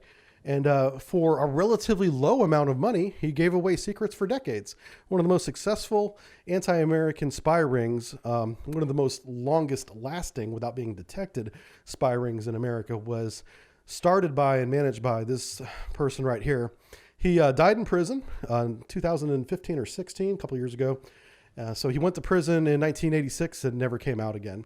And that's a little map there of his hand-drawn drop point of where he's going to drop stuff for the Soviet agencies to come and pick up their radio keys. He actually provided them a lot of data that wasn't that valuable. But, the Russians will take anything, especially for the price that they're paying for it. So a lot of old radio keys and stuff like that. He had a courier card, which is how he got the documents out of the office that he was working in. Courier card is something I had when I was in the Navy, which allows you to walk out of a military building with a briefcase or a satchel bag that is not searched. Whenever you're stopped at the gate to be searched, you're stopped coming in and out of every building that has secret material. You show them your military ID and the courier card, and you can show them the outside of the bag that you have, but they cannot look inside the bag. And that's what the courier card, that's what he was using to get the information out. He affected a lot of different programs, not just the Victor program. And sadly, we think a lot of people were killed because of his secret leaking. Anyway, so that's why they stopped the production of the Victor II when they did, mostly because of the information from this Chief Warrant Officer, Radioman John Walker, when he basically showed them how easily we were tracking the Victor II, that their sound silencing techniques were not working. And so they went back to the drawing board and eventually would make the Victor III, which is going to be the next thing we talk about. All right, so here's a picture of the Victor II. So yeah, a real interesting midlife for the Victor series. And they did, it's a great design. It's really noisy. That's really the problem with it. They did not realize how easily the Americans were tracking her until Walker came around. All right, well, next time we're going to tackle the Victor III. I want to thank you all for supporting me. Welcome to Victor III Pike Project 671. I'm Captain Jive Turkey. Today we're going to be talking about the most Soviet of Soviet submarines, the Victor series. Now this is part 3 of the series, and we'll be referencing things in part 2. So if you haven't already watched part 2, I recommend you do it. But to save time, we've cut some of those redundant parts out of this particular lecture. Okay, let's get started with our sources. Deepstorm.ru, the main source, the primary source for this lecture is Deepstorm.ru. It is in Russian. I recommend you still look at it anyway. It has great data, and I use Google Translate to translate it, which is not 100% accurate, but it's pretty close. We also use Google Images to fill in the blanks with images. Region State Research and Production Enterprises is a Russian, or back then Soviet-based company that helps build and design these submarines, among other things. U.S. Navy, Navy.com. And two people that I have to mention by name, Vepper157 over there on Reddit, and Kraykek on Twitter, who I'm pretty sure are not the same people, have offered great insight into a lot of my Russian questions. They are very versed in Soviet naval equipment and details that I would never get without them. So thank you to those two gentlemen. And a new website I stumbled across called submarina.org. Check it out. All right, let's go. All right, July 1974, the Victor project is well, underway. Whenever a technical project is approved for improvement, so they're adding different equipment to it. And here's some of the things that they added to the Victor 2 to make it a Victor 3. They reinforced the sail and topside to prevent damage from ascending through the ice. If you remember in the Victor 2 series, there was some damage to topside and stern planes for going through the ice. Well, they reinforced the top with a little bit stronger metal to keep that from happening. They also worked on the sound silencing. The Russians know these submarines are not quiet. They're certainly not as quiet as the NATO counterparts. So they are continuing to work on sound silencing. This one has rafting. So they put some of their major components, be it their turbine generators, the main engines and stuff like that, and noisy equipment on rubber mounts, rubber rafts, and it helps the sound isolate them. They have a next generation electronic suite. This includes a fire control to radar to radio communications, all that stuff. The new SCAT KS sonar, which includes a towed array, and we'll get into that in a second, towed array pod, is new to the Victor 3. The fiberglass sonar dome chin, up to now, the sonar chins have been metal. So by getting rid of the metal and putting fiberglass in there, it allows less degradation of the sonar signal as it goes from outside the submarine to the sonar array inside the submarine. The Omnibus Combat Information Control System, part of the SAC package, was installed. Something about the fire control system on the Victor 3 is that the processor wasn't fast enough or good enough to do all the jobs that it was designed to do. So it crashed a lot, which caused the weapons team and the weapons officers to do a lot of their calculations manually on slide rules, which is what the American submarines were doing anyway. Even though our computers could do it, we backed up the computer solution with manual calculations. Well, they had kind of the opposite problem. They had to back up or support themselves with manual calculations because the Omnibus combat control system would always crash because it was just overloaded with information. They tried to address that later on with upgrades, but it was never 100%. It crashed a lot. Okay, they also had an internal navigation system, which is really good. So whenever a submarine is underway, the motion of the submarine through the water is plotted mechanically with this internal navigation system. It's really good in upper and lower latitudes where you can't depend on your compass that much because the closer you get to the pole, the more diversion you have on your magnetic compass. So you have to go with this inertial navigation between fixes. And what a fix is where a submarine would go to the surface and get with the GPS satellites, or back in this day when they didn't have GPS satellites, they would look at like the North Star and try to get a fix of their position and then recenter themselves on their little map, their chart, and then submerge again, kick in that inertial navigation and start driving again. And then it would, through inertia, map their current location. And it was, kind of accurate. They also had the Tsunami satellite radio suite. They increased the underway duration from 60 days to 80 days. A lot of the Victor 2s were doing 80 days anyway, so they just made it official here. And because of this new equipment, including the fire control system and other things we're about to talk about, the Victor 3 haul is a little bit longer than the Victor 2 haul. So as we go from Victor 1 to Victor 2 to Victor 3, we're slowly increasing the haul length by just a few meters. But because it is increasing and we're not changing the engine room at all, the speeds are coming down by like half a knot on each upgrade. So this one, the Victor 3, is probably a full knot slower than the Victor 1, but it's a lot quieter and a lot more capable.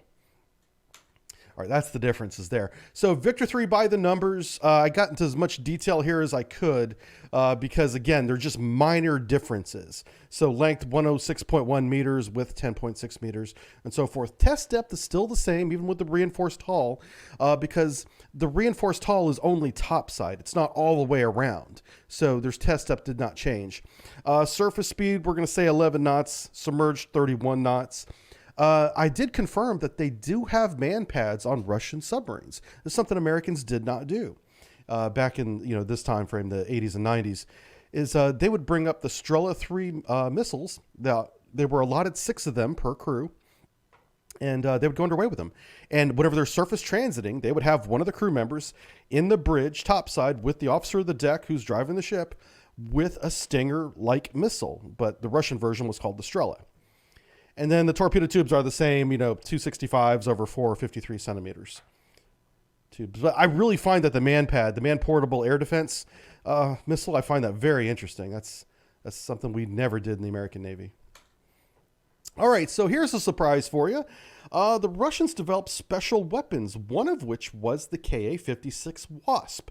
This is a one-man helicopter. It is motorized, so he doesn't have to pedal. It's basically like a James Bond helicopter. James Bond flew one of these in one of his movies. And it fits in a 53-centimeter tube, which means it could be launched or ejected from one of the 53-centimeter torpedo tubes. It would float topside, and then the diver or whoever's going to use it could swim to shore with it, dragging it along and put it together. Another thing that they could do, and this is a little more realistic, is simply manhandle it topside on the surface, assemble it topside, and then take off. And then the submarine would just submerge again.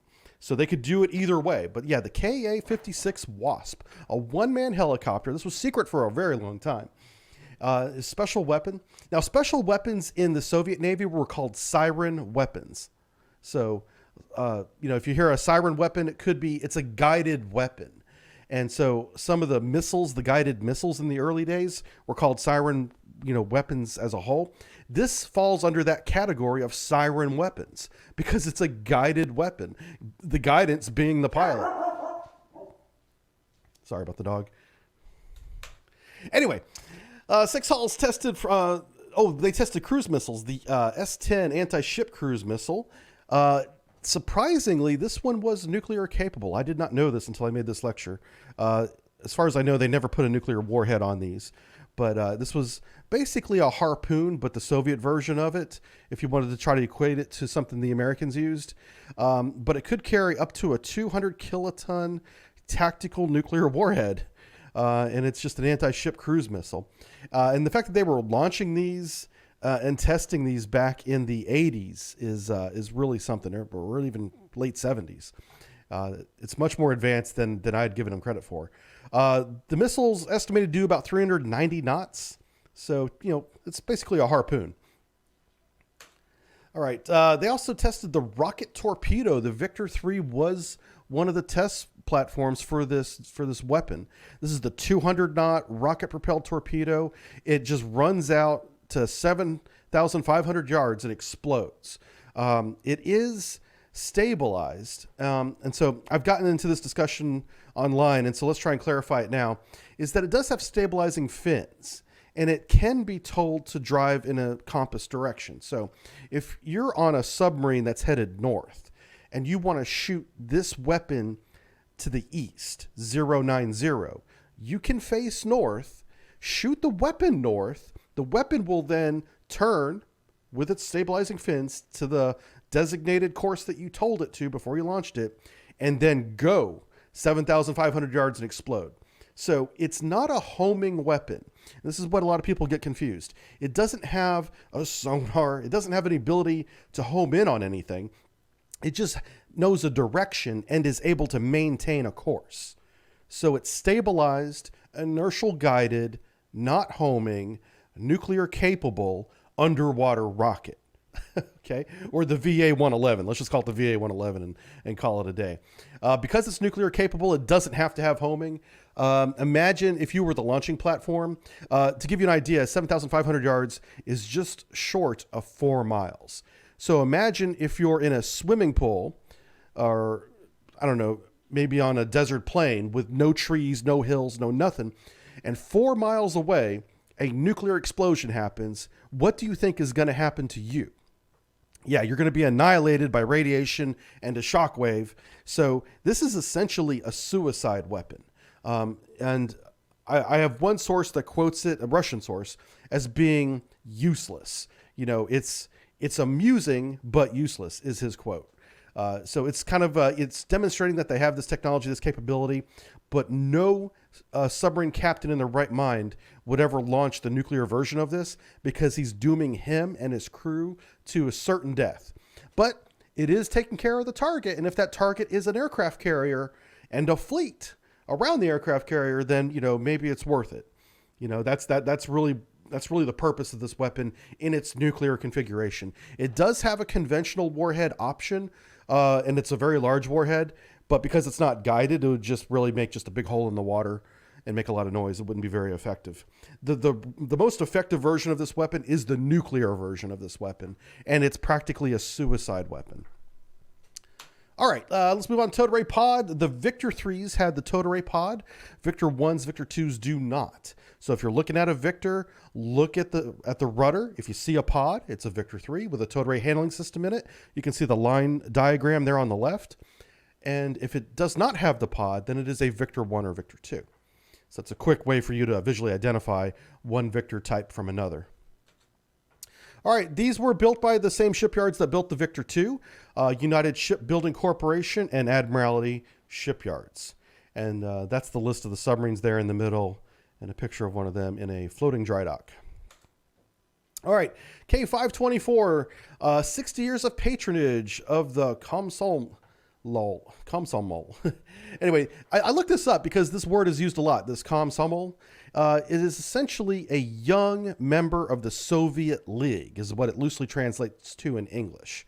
So the Soviet League, I don't know if that means the Soviet Union or if Soviet League was like a Boy Scout thing, because it's referring to a young person.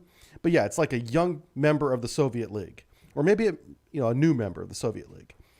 The translation from Russian to English is kind of, you got to think of all the different possibilities of what they mean, or you have to know the context.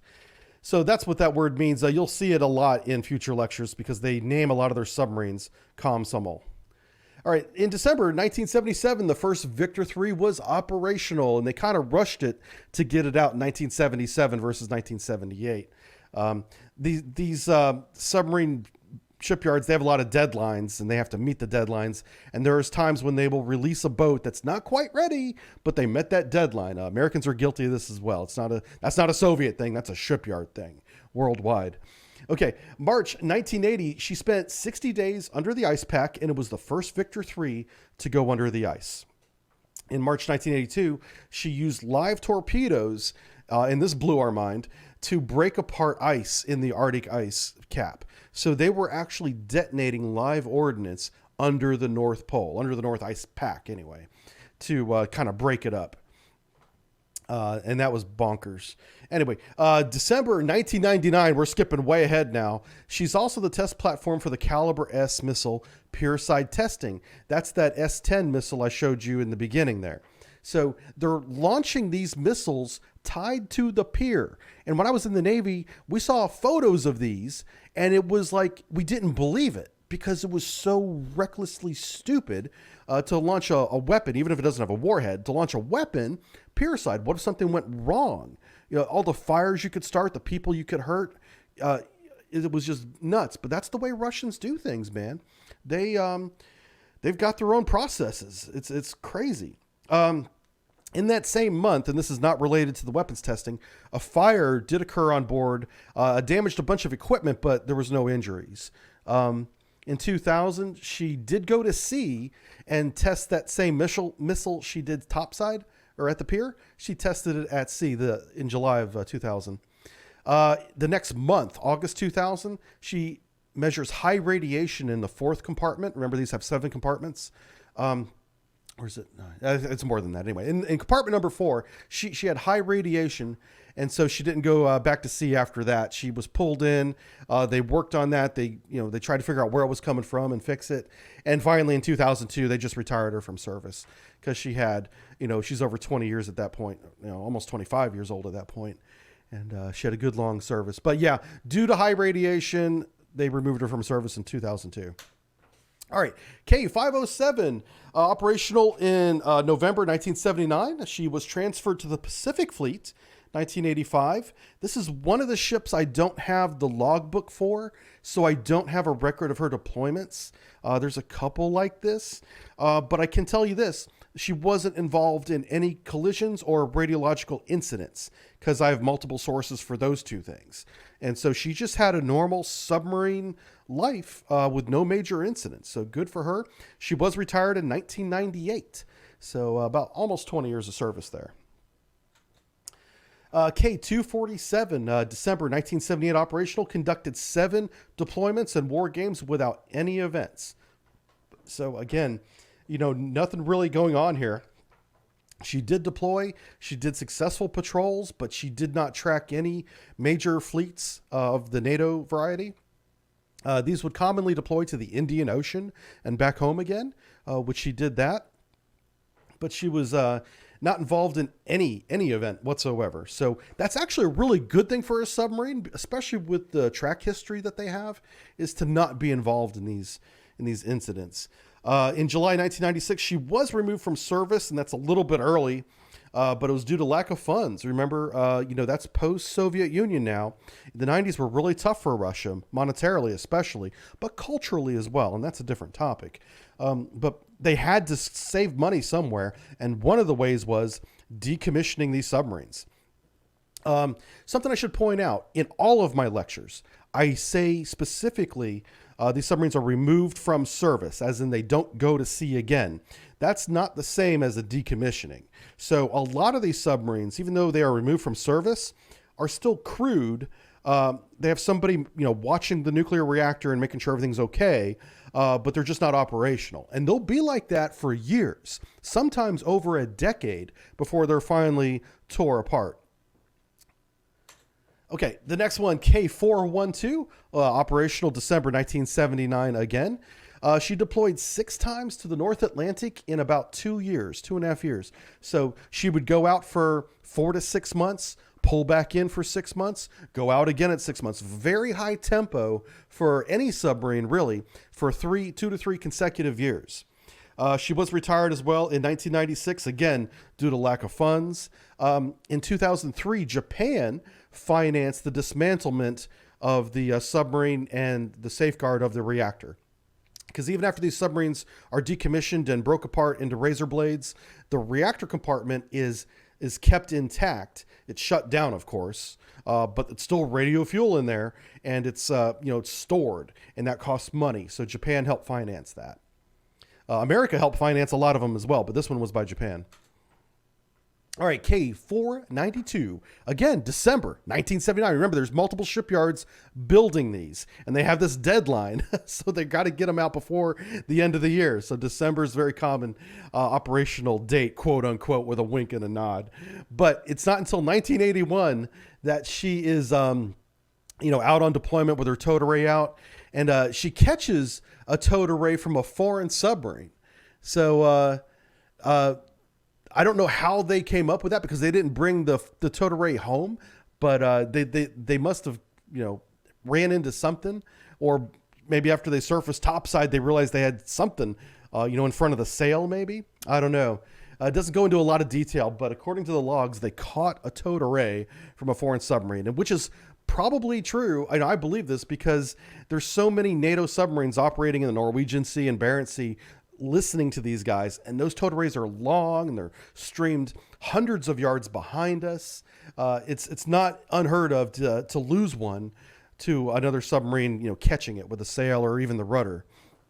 Okay, the next year in 1982, conducted operations off the coast of Bangor, Washington. So this begins a series of events where they're getting a lot more aggressive. They're deploying much farther away from home waters than they normally do. And they know that we have our Ohio-class ballistic missile submarine fleet out of Washington. And so they begin hanging out right off the coast of that, trying to catch our submarines going to sea and coming home again. And they claim to have tracked an SSBN for the first time in 1982. The Americans do not acknowledge that they were counter-detected. That could just be political. I don't know. There's no way for me to confirm that. But I will tell you this. If the Ohio was tracked, that's monumental for the Russians because that's a very quiet submarine. It's possible that this was an active track, not a passive track. It doesn't go into that kind of detail. In 1985, not only did they track an SSBN out of Bangor, Washington, they know the classification. They classified it as the USS Florida. Now, they could have got that through other intel.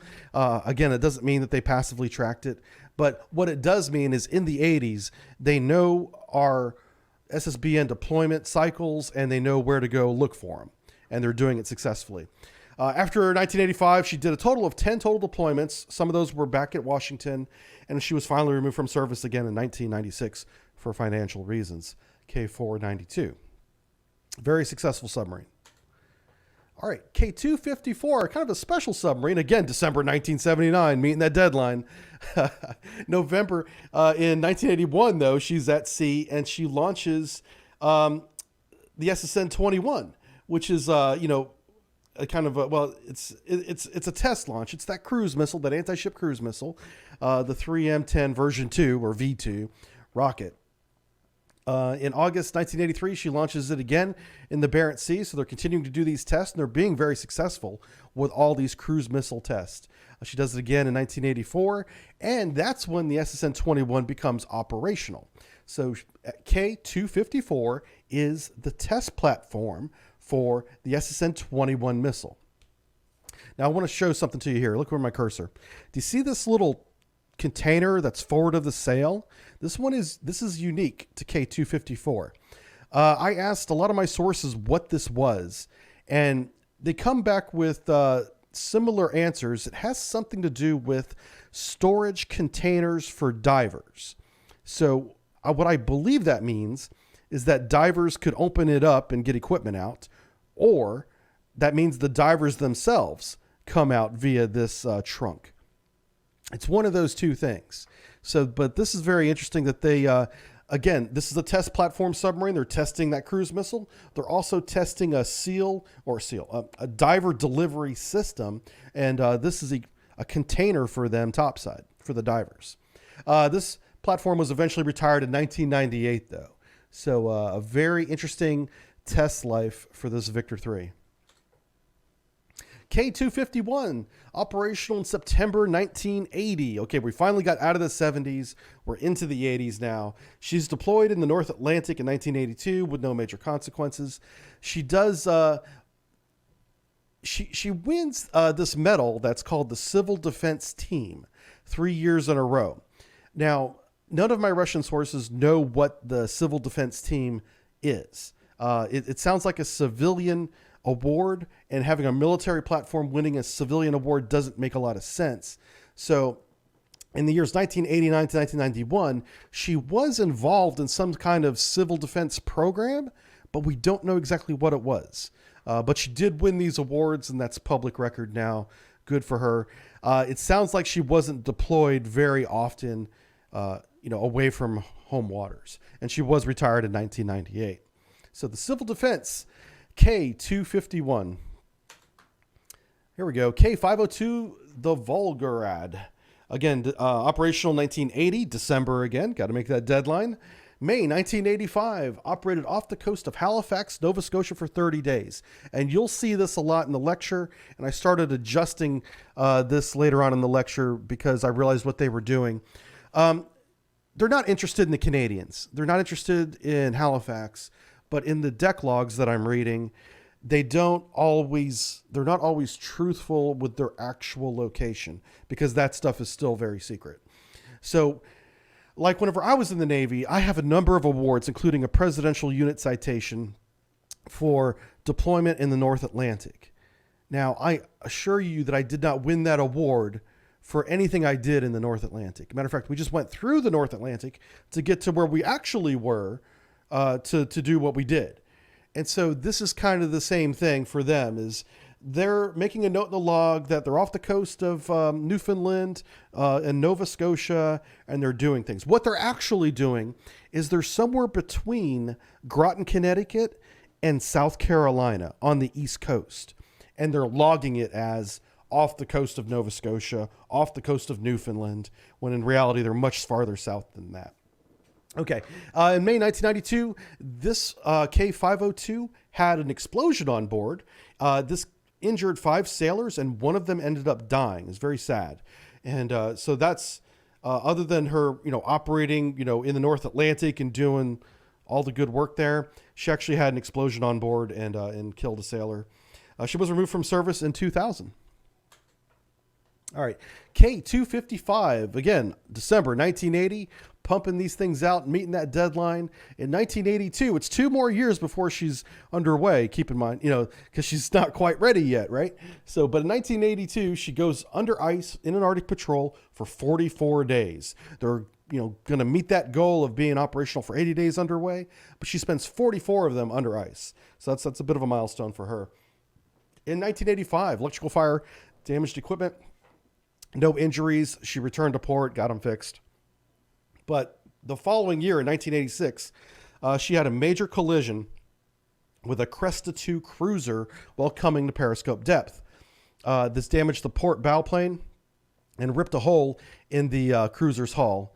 So the way that happened was, it was nighttime, and they had no sonar contacts. And keep in mind, these are noisy ships. If the Cresta II was going very slow, it's possible that they didn't hear it. Well, apparently they didn't hear it. They're coming up to periscope depth. The captain's on the periscope, and the moment the scope breaks the water, he sees the navigational lights of the Cresta II, which is a large ship, right in front of him. And so he orders immediate emergency deep. And it's not clear in the logs why, the submarine does not submerge quickly. And it's quite possible that that is operator error, that the chief of the watch, or whatever the Soviet equivalent is of the chief of the watch, did not react fast enough to submerge the ship quickly, because there is an emergency deep procedure that will sink a submarine fast.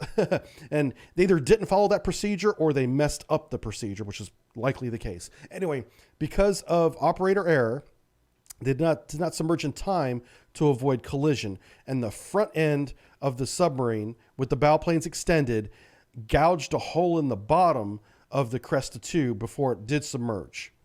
The submarine was able to surface again. It was dry docked after this collision. The Cresta II had to be dry docked as well. The submarine captain was fired and blamed for the incident. It was his fault for hitting the surface ship. And that's kind of the way these things go, is whenever a submarine hits a surface ship, it's almost always the submarine's fault, because we have the advantage. We know where we are, and we can hear everything in the ocean, with a wink and a nod around us. And so it's expected for the submarine to avoid the collision first. The surface ship is not at fault, even though it has a sonar. It could have avoided collision too, but the Cresta II had no idea the Victor III was right in front of them. And that speaks volumes to how inept surface sonar is at this time for the Soviet fleet. It's really, really bad. Okay. April 1987, North Atlantic Patrol observed NATO exercises. So that's kind of big. They're recovering. The very next year, they're out again. They have a new captain, and they're observing NATO exercises. In 1991, she was in the Norwegian Sea. She's working together with K-138, looking for NATO subs. I can vouch for that, because we had to get past these 2 knuckleheads to get up into the Barents Sea, and that's the end of that story. In 1995, damaged a main ballast tank during a berth shift and was never repaired after that. Of course, they wanted to repair it. They scheduled the repair. They simply didn't have the time or money for the repair. So 3 years later, after not going to sea for 3 years, they retired her from service. And again, it was years later before she's actually decommissioned and cut into razor blades. Anyway, K-255 had a major collision and recovered from it and had a pretty good career until she ran into something pure side. Okay, K-355. We're moving up into 1981, December 1981. In 1982, she worked with the Malachite. That's the Submarine Design Bureau. Those are the nerds, the engineers designing these submarines. She works with the Malachite project or developer, submarine designer, to help silence the Victor 3 program because they realize that they're still noisy. Even though they made a lot of advancements, it's you have one noise offender is all you need, and they have multiple, so they're trying to work those out. So they spend years doing that. Instead of going on deployments, they're doing sound trials. They're going over hydrophones in different configurations with different types of equipment turned on and turned off, and trying to find the most quiet configuration there is and what equipment is making what noise. That takes years to do, by the way. So and that's what they do from 1982 to 1984. In 1985, she did finally get a patrol in the North Atlantic. She does a combat mission, essentially. Is uneventful. No collisions, no problems. In 1992, we're skipping ahead 7 years now, she is awarded a prize for torpedo training as a target. And so, whenever they do these war games up in the Barents Sea, they shoot weapons at each other for torpedo training. It's war games. Now, of course, the torpedoes don't have any warheads on them. They're training torpedoes. But so she's one of the target submarines that the newer submarines like the Akula and all that would shoot at. And these make great targets because they're so noisy. They can make that Akula look good because the Akula, which is the newest kid on the block, and all the eyes are on the Akula, the Victor 3 does a good job of making a nice target for him, easy to kill. Okay, finally in May 1998, she is removed from active service. K-355, basically a test platform. All right, K-324, one of the more interesting events in the Cold War. Short, maybe the Cuban Missile Crisis. She was operational in December 1980, collided in 1981 with an unidentified submarine. This may not have been, well, it certainly wasn't an American submarine, but it might have been a NATO submarine. It might have been, could have been Norwegian, it could have been British. It was probably Royal Navy. I couldn't find any source that said an American had a collision anywhere near that time frame, so I don't think it was one of ours. So, but no major damage. She pulls back in and gets repaired and goes back out to sea again. 1983, 2 years later, she does catch the USS McCloy's towed array. Now, the USS McCloy is a surface warship. They have towed arrays too, and they're usually a lot longer than submarine towed arrays. And so this begins an event. First of all, this takes place between Bermuda and Virginia. So she's already forward deployed, south of Groton, Connecticut, off the coast of Norfolk, north of South Carolina, where our East Coast boomer fleet is at. And she ends up snagging a towed array. And she snags it in the worst possible place. She snags it aft of the sail instead of forward of the sail. And it gets wrapped around the shaft, as you can see there in the picture. Now, in the top picture, you can see the Victor 3 is surfaced. That's the USS McCloy in the background. And the towed array is still connected to the surface ship. Yeah, still connected to it. So they can't leave each other's vicinity. The United States Navy wants its towed array back. They scramble a destroyer squadron to meet the USS McCloy, and they surround this this Victor 3 with orders of get the towed array back. We're not giving the Russians the towed array.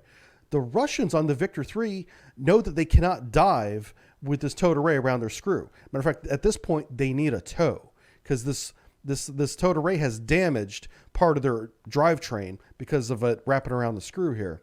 And so they don't want to make the damage worse, so they stop, moving the screw. Well, for 10 days, we have this standoff of these fleet of ships around this one submarine. The submarine has no support from the Soviet Union because it's so far away from the Soviet Union. Of course, the Soviet Union is scrambling everything it has to come into the North Atlantic to help support their K-324. And it's a huge crisis. It's called the Caribbean Crisis II in the Soviet journals. They equate this to the Cuban Missile Crisis. That's how bad it is. And it's not that well documented here in the United States. It's a big deal. So instead of starting World War III over a towed array, the United States backs down, orders the USS McCloy to cut the towed array. They end up driving a ship over the towed array between the submarine and the USS McCloy to cut it with its screw. Luckily, it didn't get wrapped around that screw. And so they end up cutting the towed array, and the K-324 is towed down to Cuba, where they still have the towed array wrapped around their screw. And they call this event, in the end, a gift from Uncle Sam, because part of the towed array was intact. Even though part that's wrapped around the screw is shredded, they still have elements, which are hydrophones, in the towed array that work. And they're able to reverse engineer the Americans' towed array from this event. They greatly improve towed arrays for the Soviet Union from this point forward based on the towed array that they took from us in this event. So K-324, its major accomplishment was stealing an American towed array in 1983. 2 years later, in 1985, it conducts a mission off the coast of South Carolina where it finds an SSBN transiting out of port and trails her for over a day, 28 hours total, into the North Atlantic. After trailing her, going out to the North Atlantic, and they lose contact, they go back to where they found her and wait, and they get two more SSBNs coming out of South Carolina, Charleston, South Carolina. And so that's a major deal for them. They know where to go to wait for our submarines to come in and out of port. And from that point on, once they have them, they can follow them, for as long as they can maintain contact. And in the first case, it was 28 hours. So that's a big deal to track an SSBN for 28 hours. They completed a total of 3 patrols after that. Those were uneventful, and was retired in 2000. K-324, one of the most interesting Victor III stories out there. They did a lot. They stole a towed array.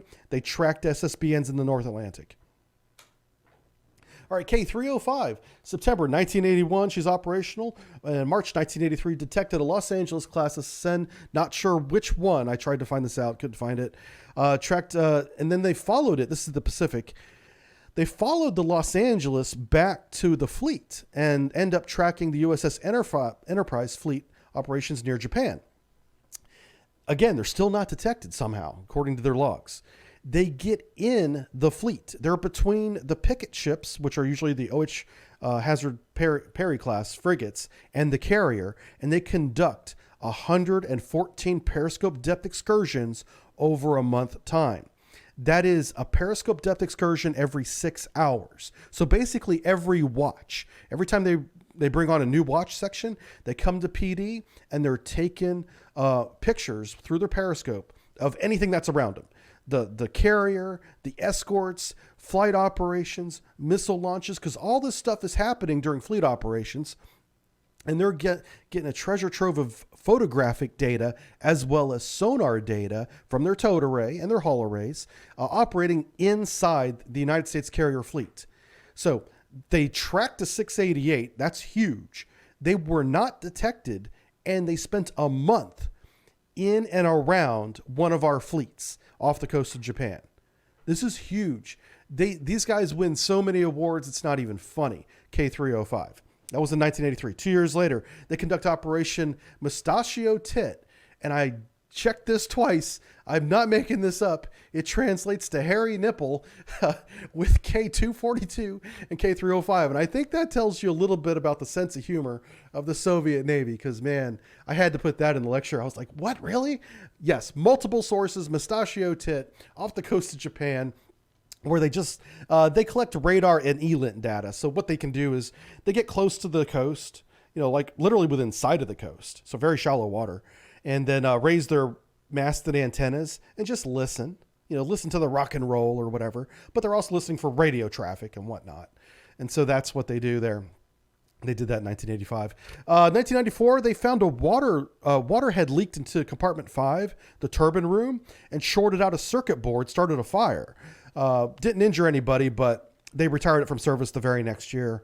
It just wasn't worth the cost of repairing. Flooding in the engine room to the point of getting to the circuit boards is really, really bad and extremely expensive and time consuming to fix. So I'm not surprised that they retired it the very next year. But K-305 kicked, America's butt in 1983. So +1 to the Soviet Union for them. All right, K-527. December 1981, deployed to the North Atlantic with K-255, conducted ASW search for 70 days.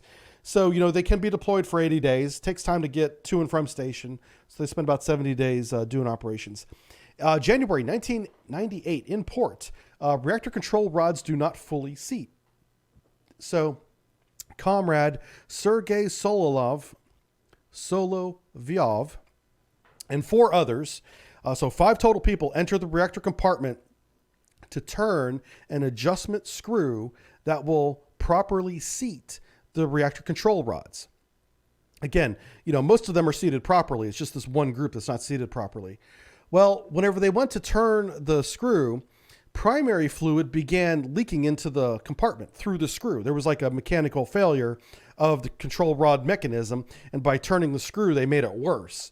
Sergei, for whatever reason, and it's not explained, somehow inhaled radiation vapors, which means he must not have been wearing his breathing protection, which doesn't make any sense if you're going into the reactor compartment.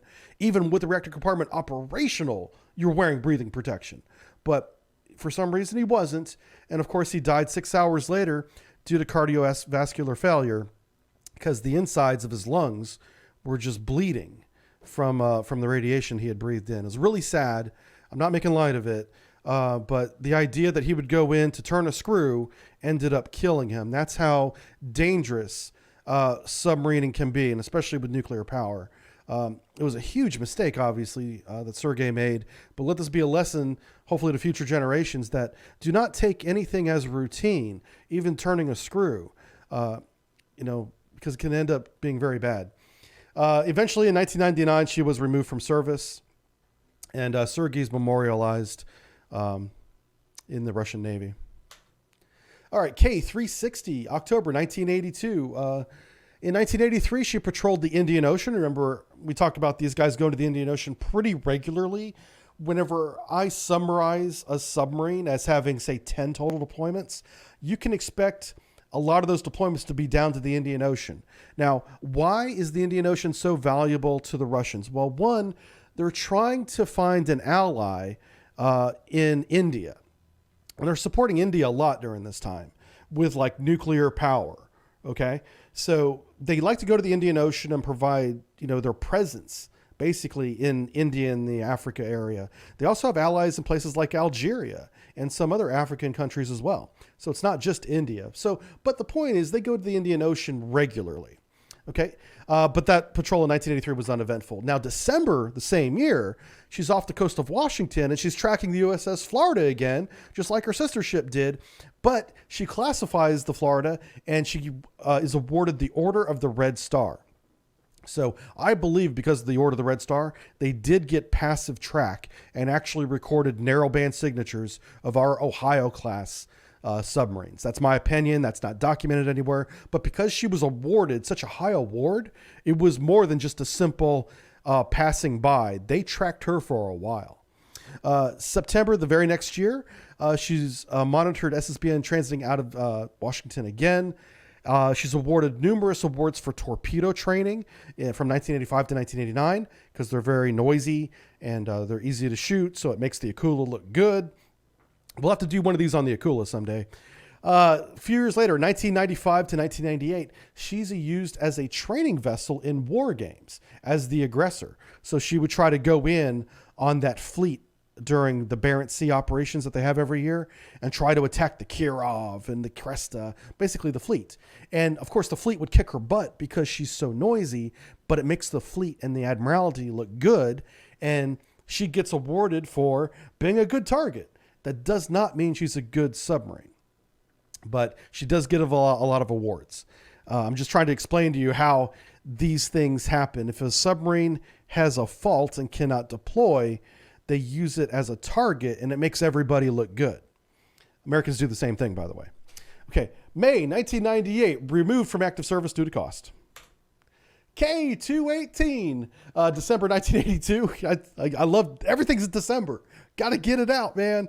September 1983, Arctic patrol under ice for 9 days. So not too big. And yeah, that is Santa Claus right there. Look at the picture. One of the crew members dressed up as Santa. 1986 provided SSBN a Delta III escort under ice. This is one of the missions that all the fast attacks have. Whether it's a November, a Victor, an Akula, if they send out a Delta or a Typhoon, there's a good chance that in the vicinity, within 20,000 yards, there's a fast attack.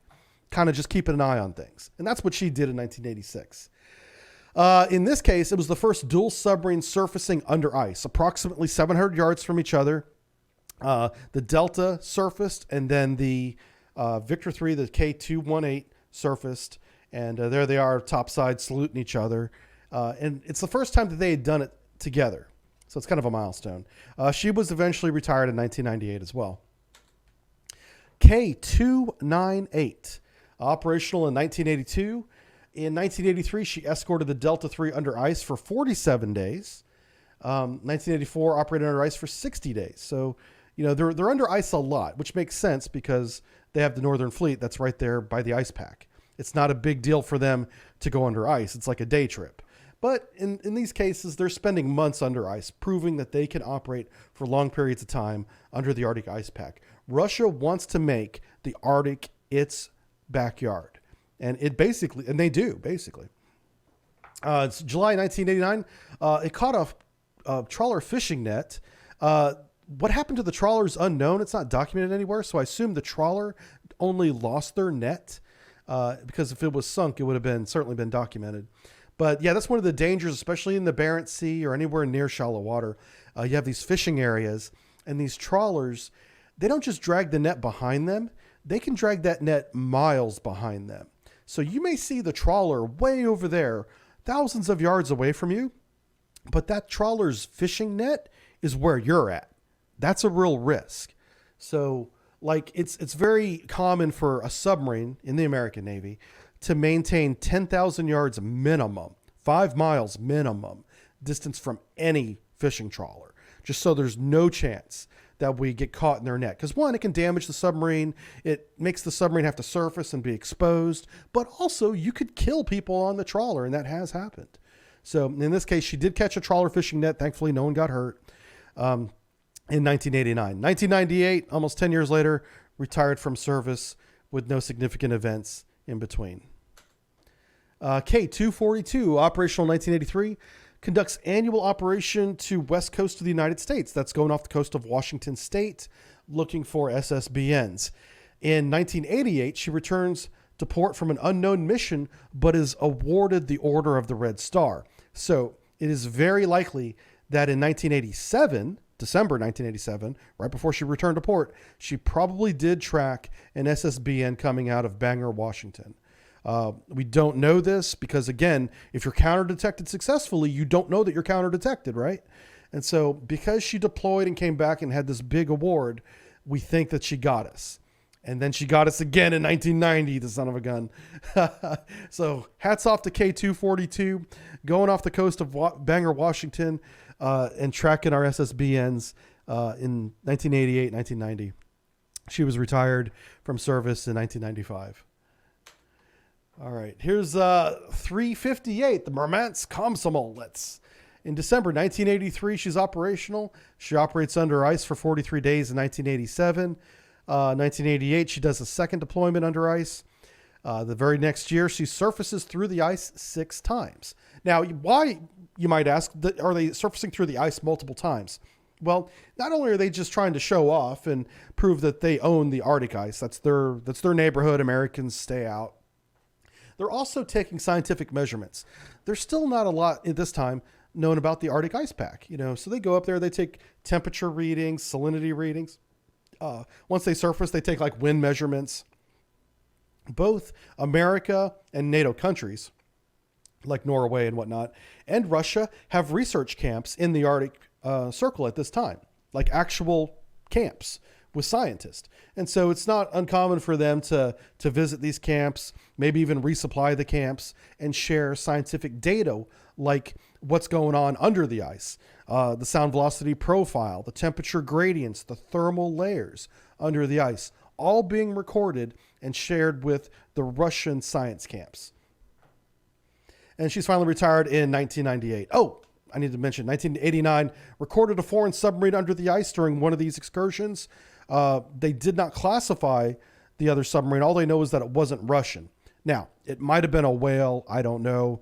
It could have been American. We were certainly there, but there's no American record of them being counter detected.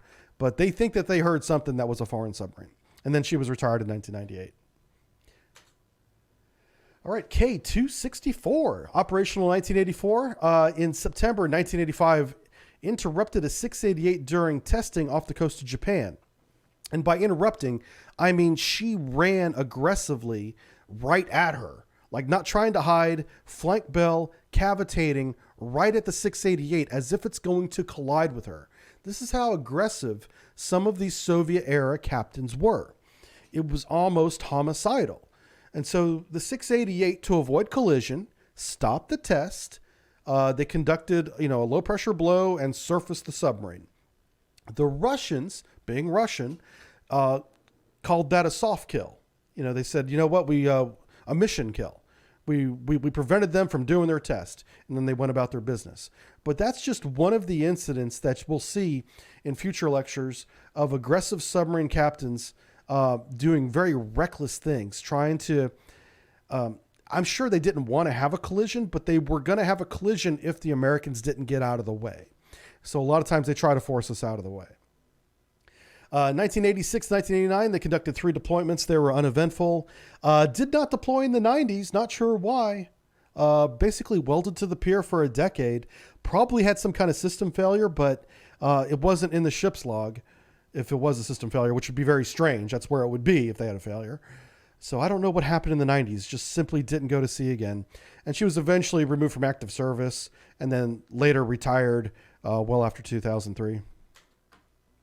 All right, K-299, operational 1984. In May 1985, she operates south of Nova Scotia, probably off the coast of Norfolk, but south of Nova Scotia, according to her logs. March 1987, operated in the North Atlantic for 70 days. So, pardon me, keeping up with that 80-day operational period. They got, 5 days out. It'd take them more than 5 days to get down there. 70 days on station, 5 or 10 days back to port. Let's say in 1989, she's under ice for 55 days. So that's a long time, and eventually removed from service.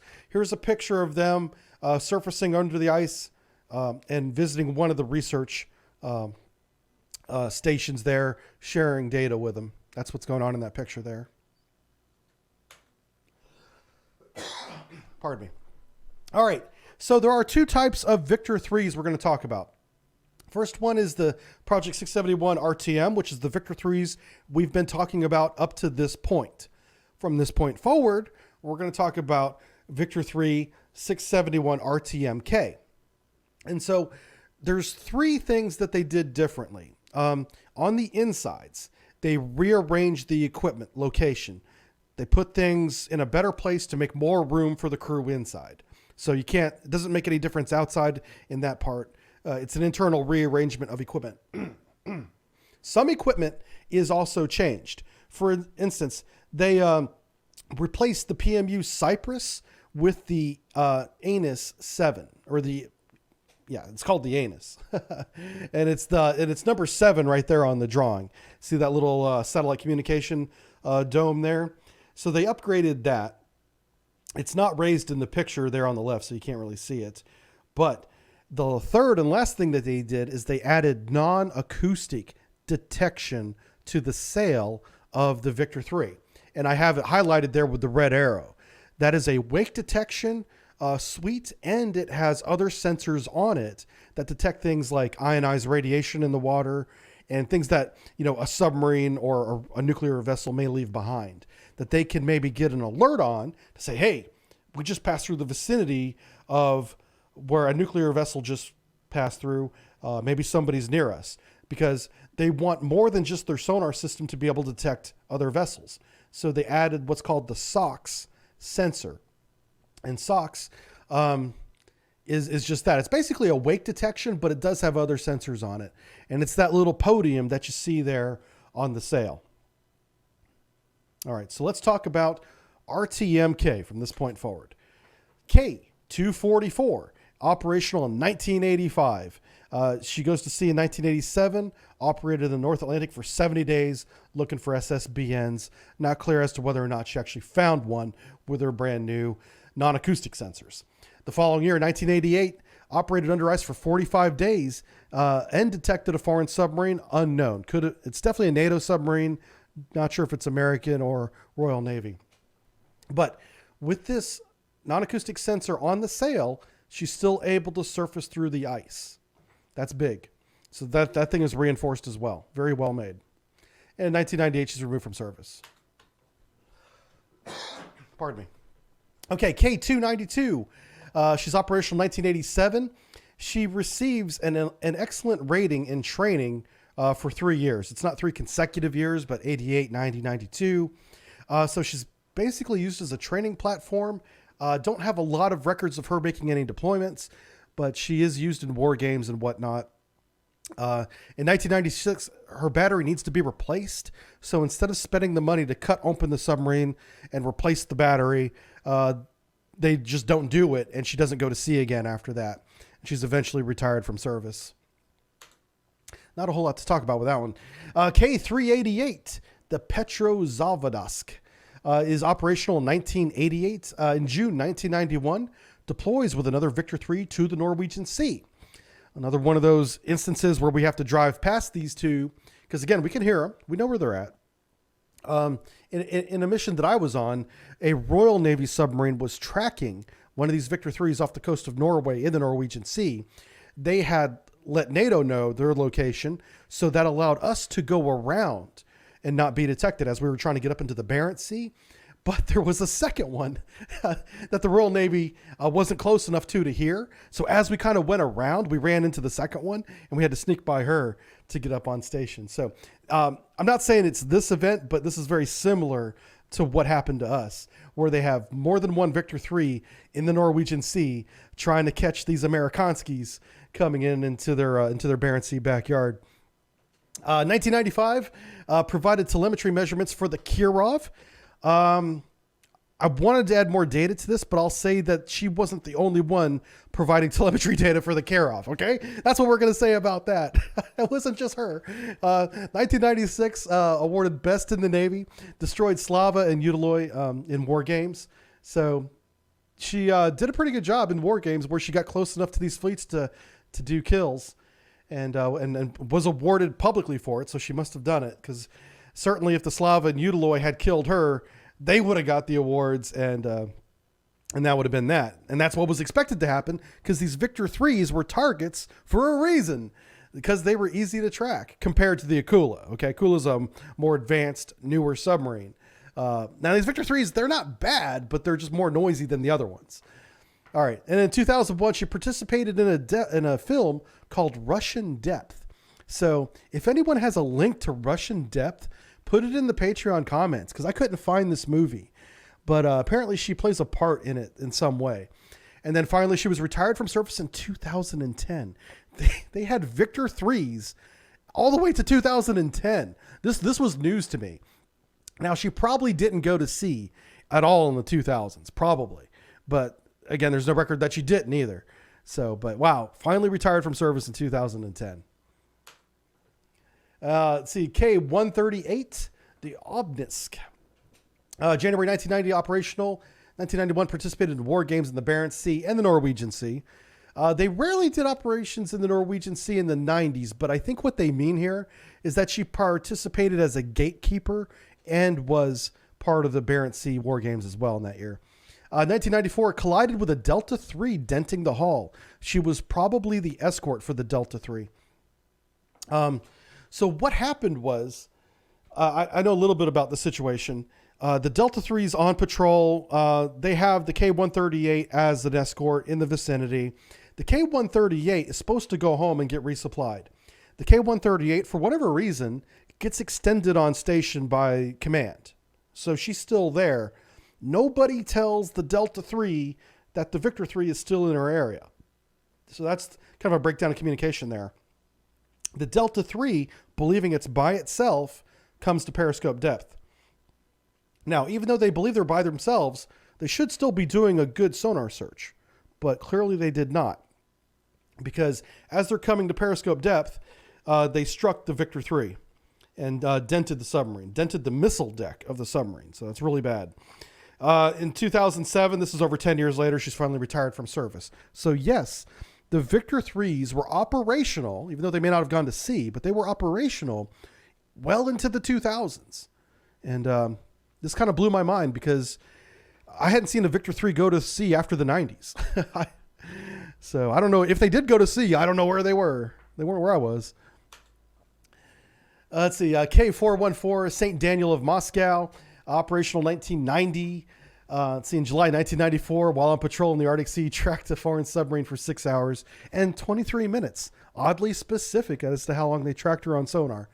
August 1995, very next year, provided telemetry data for a Typhoon missile launch. And Typhoon missile launches they're kind of rare, but they're cool when they happen. And they have telemetry radio stations all along the northern coast of Russia, because these normally take place from the Arctic Sea, or inside the Arctic Circle, all the way across to the Kamchatka Peninsula. So basically across the northern part of Russia. And they tracked the missile with telemetry the entire way. Well, she went to periscope depth, raised her antennas, and helped track the missile during its flight. That's what that means. In 2000, she launched 6 training torpedoes and scored 6 hits. So usually she's the target, but in 2000, she was the aggressor and hit every single one of those torpedoes. Very good job. September 2006, while on routine patrol, was anchored in the Barents Sea. So this is a little confusing, but this is a quote from the logbook. While on routine patrol, she was at anchor. So maybe she was anchored for some reason. Submarines don't normally anchor at all, unless they're in port, then they can anchor, I suppose. But she was on patrol and at anchor when they had a fire in the electrical mechanical space, which is like the electrical room, and it killed 2 sailors, and she ended up having to be towed to port. So in 2006, a really bad fire, killed 2 guys, really bad. November 2012 was underway. This is huge. Victor 3 is underway in 2012, guys. While underway in the Barents Sea, came to the rescue of a fishing vessel, Rybak. Rybaki had lost power. It's a fishing trawler. She surfaces, saves the crew, radios for a tow, helps them out. So good for her. The big news there is it's the end of the year. It's almost 2013, and we have Victor 3s on the prowl still. But later in 2013, she was finally removed from service. But good job saving that fishing vessel. K-448, operational 1992. She conducted 8 patrols during the 90s and 2000s.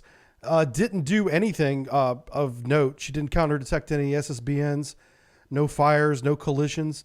Just a really professionally driven submarine. So well done to the K-448.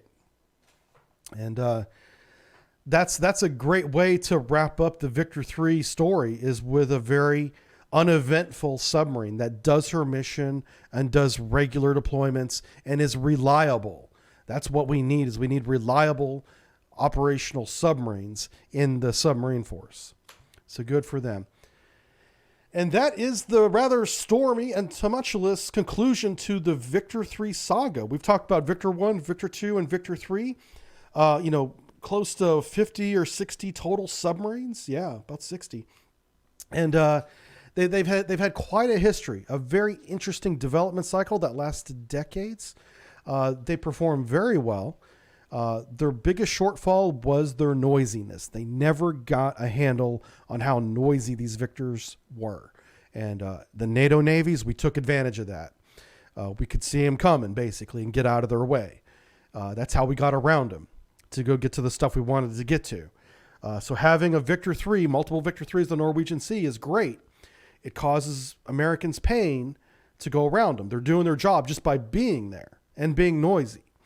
So they were effective in that manner. But because they were not as quiet as the Americans, or as the Akula is quiet, we were able to drive around them year after year, get into the Barents Sea, watch them do war games, collect our intelligence, and get back out again.